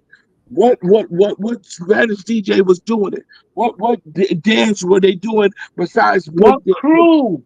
What crew was a full Puerto Rican DJ and MC crew? Any of that, and there's always gonna be crickets. And you know, look, like I said, right? I have empathy for the situation because it gotta hurt to not be a part of the conversation. I know, see, I figured out the play. And you know where people messed up is, in chess there's always a pawn, and unfortunately the pawn in this is Puerto Rican and black race relations and the Puerto Ricans, because the Puerto Ricans, we rock with the Puerto Ricans. Anything that happened in the jails in 1992, 1993. Black and Puerto Rican relationships, like even in the 80s during the crack era, there was no such thing as a Puerto Rican crew where it wasn't blacks and Puerto Ricans getting that money together and rocking with each other. Mm-hmm. You know what I'm saying? So this is an outside play. I don't like it. I don't support it. I'm mad at it. And I'm mainly mad at it because it's making us, for defending our culture, look like so-called racist. No, motherfucker, back off. Y'all can't have this one. That's all. That's all. You know what? And that's You know from what's my really heart. That's from my gut. Yo, Truth. I'm heard about this. okay? You know what I'm saying? Yeah, I hear you. I'm I hear heard you. about this. I hear you. Go ahead, Truth. Here's my thing. Just imagine if there was no 50-50 comment ever made. Brothers, we would have been like, oh yeah, we did it together. Even though, because that's how we are. But once you step And over that's the why I was line, saying, our generous heart. once you step over the line and say, oh no, that's not your creation. It didn't. The nerve to even say it doesn't even come from Black American culture. For them to even say that, that's when you really step over the line. And this is why it's so offensive. Just like you were saying, Minnesota, it hurts. It's offensive. Yeah, it's to offensive. say something that's so obvious. It's clear as day. Anybody could tell it's from Black American culture. And for you to stand up there and say it's not from Black American culture, it's insulting. Like, and this is the thing, right? One of my partners that I did some studio work with, my man P Plus. That's my guy. Talim is my guy. Talim's cousin, Oye Negro. This is my guy. So this thing is causing like little micro frictions because people are probably looking at me like, yo, damn, Minnie, what's up with that? And I'm just stating, I'm going into my memory. All right. I'm going into my memory, and this is unnecessary. It's disgusting. It's not right. But I need everybody to know where it's coming from. So what I ask my Latinos that fuck with me is to check the Latinos. I'm gonna say that again. I need my Latinos that's down by law to check my Latinos. And they still pushing forward, even though the elder Puerto Ricans from the Crash Crew and all them was like, nah, bro. I saw that interview. So why are these people trying to talk about the congas didn't nigga? The congas? The timbales? Get the fuck out of here. I hear you. Let's wrap this up. Okay. Listen, I appreciate. Listen, we could always do this again, but I appreciate you guys, giving me this time because you didn't have to do it. And Can I say my part? And I'm gonna just say this. Go ahead. I just want the world to know I never owned a white pair of patent leather shoes. I never had high waters. And my shirts usually were 1 or 2 colors, not 15 or 17 colors. You petty, and you never none of the girls in your family wore jellies. They never had jellies. Never. Oh shit! I never wore no Jose Chillins on my feet. You never catch me dead with no Jose Chillins on. So look, Puerto Rican people, we love y'all, and I hope y'all don't take this in any disrespectful way. We're arguing for the inception point of our culture. It's a money grab. It's a culture grab, and the main thing is, FaZe, I want you to look at Truth Savior's. He did a video where they're saying that a Hasidic. I'll send it to him. I'll send him the link. Yes, please, and send me his number so I can get with the brother. But what's going on now is people. This is a culture grab. This is a theft. And you and Puerto Ricans are the pawn on the chessboard.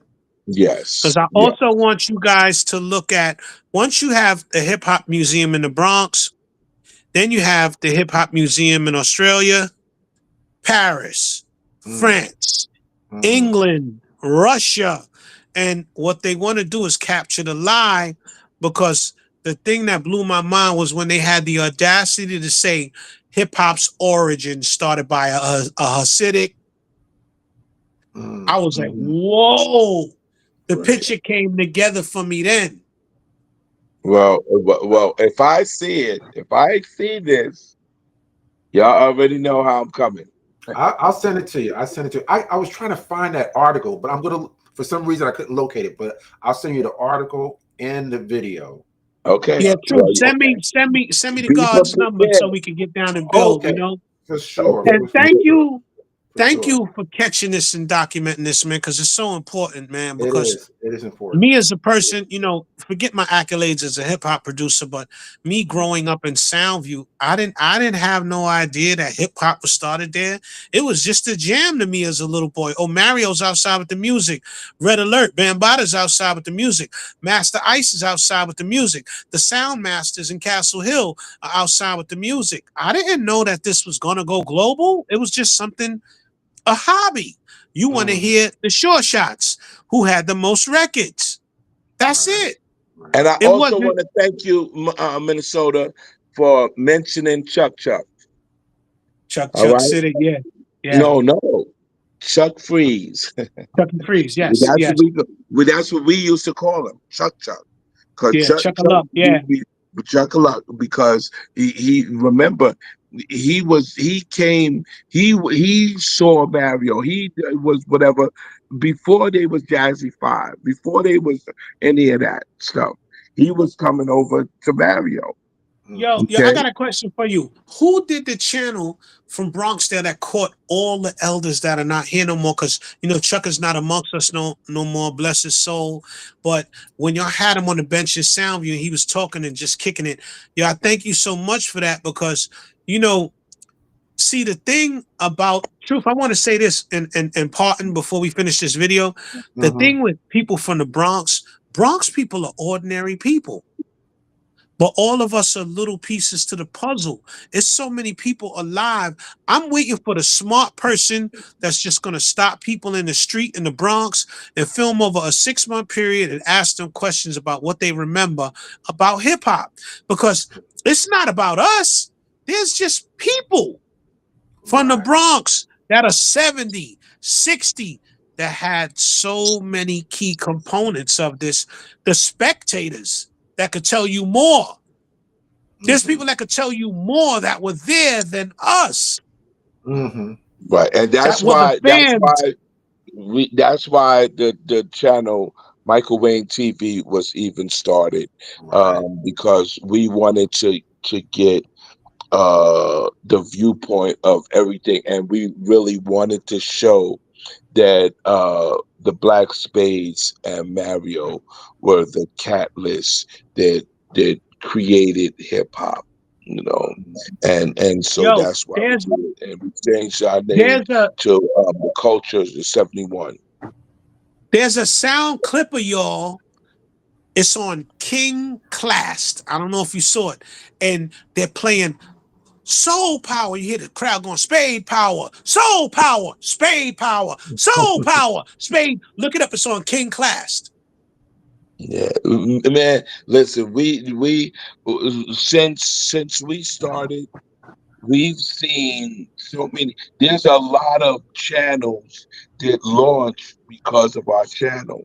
There's a lot of channels that launched because of our channel, and we have so much footage of some stuff like with Fat Mike and we have so much footage. But like I was saying, and I told Truth this before. See, one thing I can say about Dr. Columbus, I'll even use is Dr. Columbus, is that when he says that this didn't happen or this didn't happen, everybody looks at his name saying that this didn't happen. So all of those people that never heard Dr. Columbus before will hear his name because he said that this didn't happen. So he's in the hip hop conversation. No matter if it's wrong, right, or indifferent, he's in it. So that's why I would never call him by anything other than Dr. Columbus. And all the millenniums under him, I never even say their name, period. And so that's the induction to the hip hop conversation, is how he injected himself, and that's what they do. That's just the only way that they do it. They'll say something is wrong or whatever. Just like I heard they said something about Pebbly Pool and everything. He has no right in the world That was to wrong. say anything about Pebbly Pool. And I missed that. I don't even know He what took it happened, down. He brother. took it down anyway. He took it down. Well, He tried. So look, right. Let me tell you. Once again, this is from me, Minnesota, right, to my Puerto Ricans, because I got Puerto Ricans in my family now. My son is Puerto Rican, right? If you want to get technical. Here's the thing. They that are tied to the museum, and the museum has its agents out here putting out misinformation, because at the end of the day, the other group, the dominant minority, they're trying to get their hands into it. And as time goes along, they start to interject and put their claws into it to say, look, me and my brother Vladimir, we as the ones who created hip hop. What hip hop wasn't 1,000 years ago, it was us. Because right now, if you look at religions and all our old religions, other people own it now. Everything that we did, the patent office, like everything, all this new technology of DNA splicing, this is ancient futuristic tech. This is ancient. Ain't no such thing as aliens. Ain't no ancient aliens, it's ancient Africans. This is ancient futuristic tech. This people, everything that we create somehow slips out of our hands. And they're not going to do this with hip hop. This is a repeat. This is a culture grab, a money grab, and to say, yo, nah, get out of here. Go out and get some sunlight.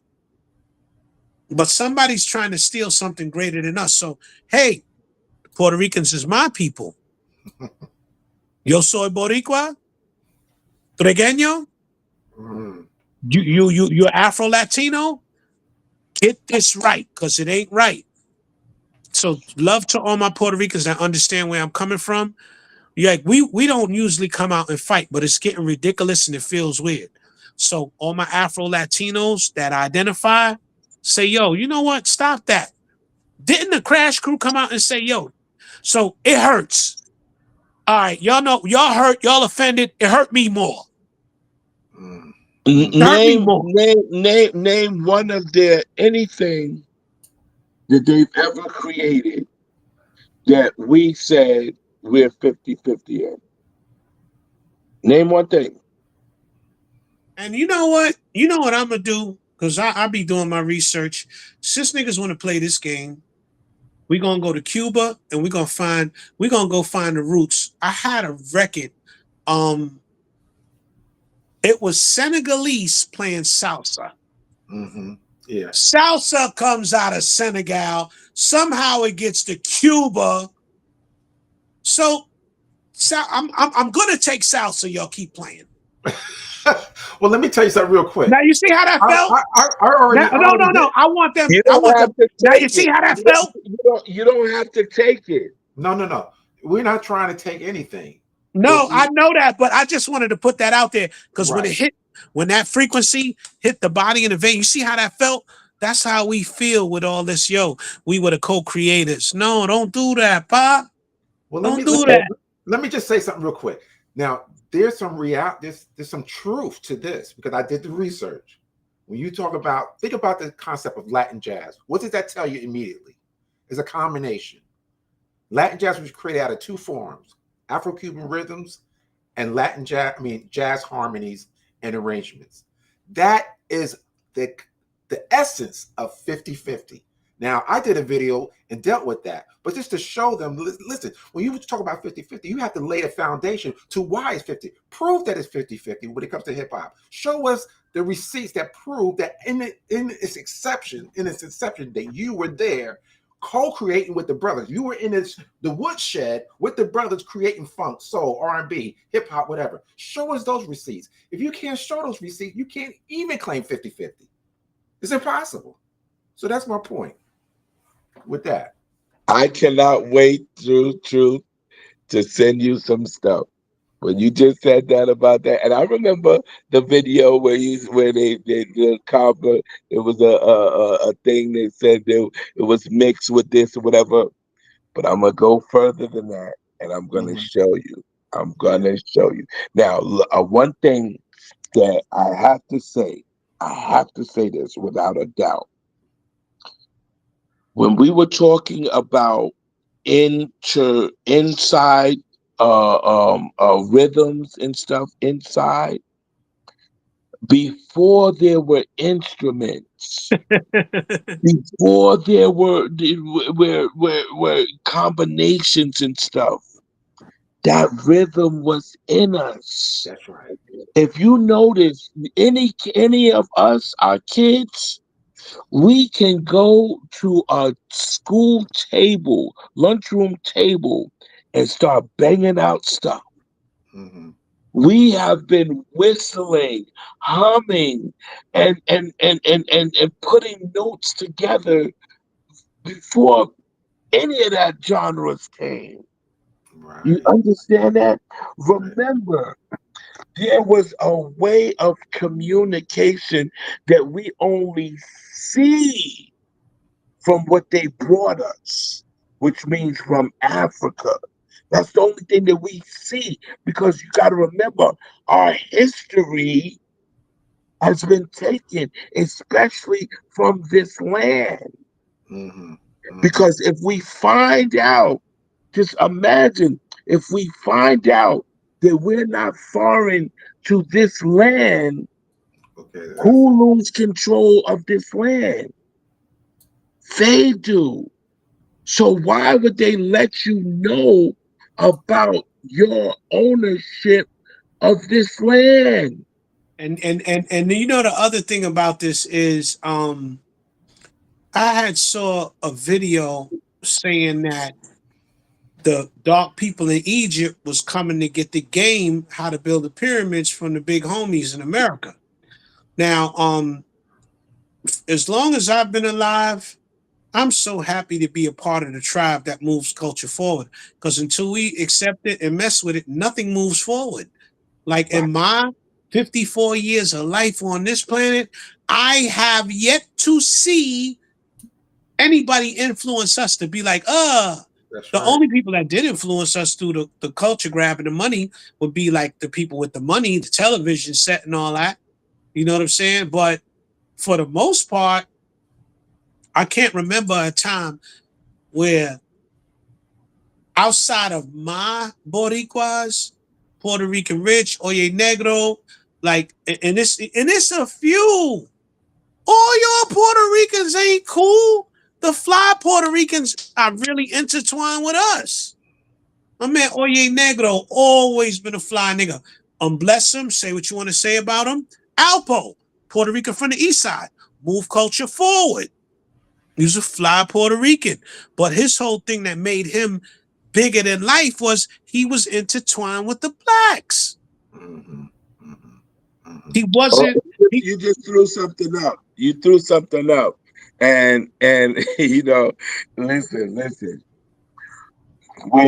When I see those type of comments and stuff like that, you know, in these chats and everything, it makes me really, really wonder. It makes me wonder is that we're so great Mm. We are so great, and we're the most hated of Mhm. anybody. And is it because we're so great? Is it because we're so great? So we got to just keep on being great. We got to keep on creating. We got to, no matter what, the hip hop is that's just a taste of what we've created. Hey, yo, That's just a let me, taste. yo, phase. Let me say something. I'll give you I'll give you one example. Trap music was created by who? Us that I know of. Isn't trap? Don't they got Mexican trap now? Mhm. Latin trap, like Mhm. and this is the thing, right? Listen to it, Latin jazz. Why did jazz? Why wasn't jazz just jazz? Why jazz had to become Latin jazz? You always see soul music. Then you had salsa soul, which is salsa. Like why is it always we start like this and then it go like this? Mhm. That's the Ask who created country music. Mhm. I Ask don't who know. created it. We It Every did. sound like it everywhere. could have a little bit of blues in it. Well, yeah, it's all related. It's all related. We created country, and because country at the time blew up just like how hip hop blew up, who took it over? So now it's weird for us to say or to do country music. It's weird. You saw the flack that Beyonce got for doing country music. Mhm. You see Mhm. what I'm saying? And so now imagine that. Imagine the creators of country music knowing that if they do country music now, they're looked at as biters, as thieves, as somebody taking the music Yeah. from somebody So, else. yo, look, right? I know we've been on here for a long time. We've been on here for a couple of hours, and I I'm got to trying to start get my rid of you clubhouse. guys. Just keep talking. Look, But I I gotta appreciate it. start my clubhouse room with my conspiracy theorists, right? But I want Okay. to say this to my Boricuas that know me personally and rock with me. I gotta say this to y'all. We need y'all to check these frauds for us. Because we know we look like haters right now. I understand Right. that, and Right. I love my Boricuas. I love my big mother. I'm not with her. I ain't been with her in years, but y'all my heart. When I go into that house, I'm welcome with open arms. And, it's messy. And this Mm. is not our response to a lie, shouldn't be looked at as, yo, they're racist blacks. That's not Mhm. fair. That's Mhm. not right. That's not what we're doing. We're arguing for our stuff. So if you got any empathy or compassion and can see what's going on, because, yo, you blacks just be like, take it. But now when people started putting a flag down, like whoa, whoa, whoa, whoa, this is a Mhm. lie. This kind of hurt. This don't feel right.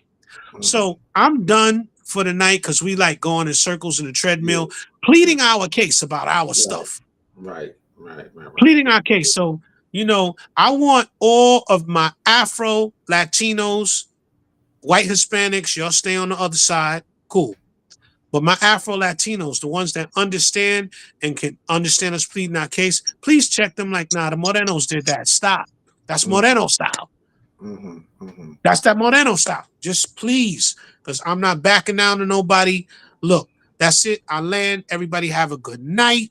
Right. Truth, All right. thank you. Thank you. Phase, thank you. Yeah. Yo, Truth, you gotta send me Phase's number because we I gotta, will. we I gotta, will. we I gotta will. get up in the real world.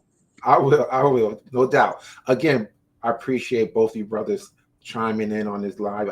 It was great. It went longer than I expected, but hey, a lot of information went out, and that's what we want. We want to get the information out. And so, Faith, I'm definitely going to send you the article and the video about the Jewish connection to hip hop, and Woo! it's deep. So, you It, know, it gets, this is the connection, yo, Phase. They so ill mm, that they're using the Boricuas right, exactly, so the J Crew could steal it 100 years from now because they right, already planted the seed. So right, look, right. love to everybody watching it. Minnesota Money Balls on Instagram, on Clubhouse. If you like to hear conspiracy talk at night, um, Minnesota's House on Clubhouse. Phase, you want to give your Please. social media information? Yeah, look up Little DJ Phase on all platforms, DJ Phase, and come to Bronxdale for my I'm giving one more jam before the summer, the back to school jam in Bronxdale before the summer's out. And listen, man, the Culture Since 71 is where you're going to find the information that's doing it. I got good news.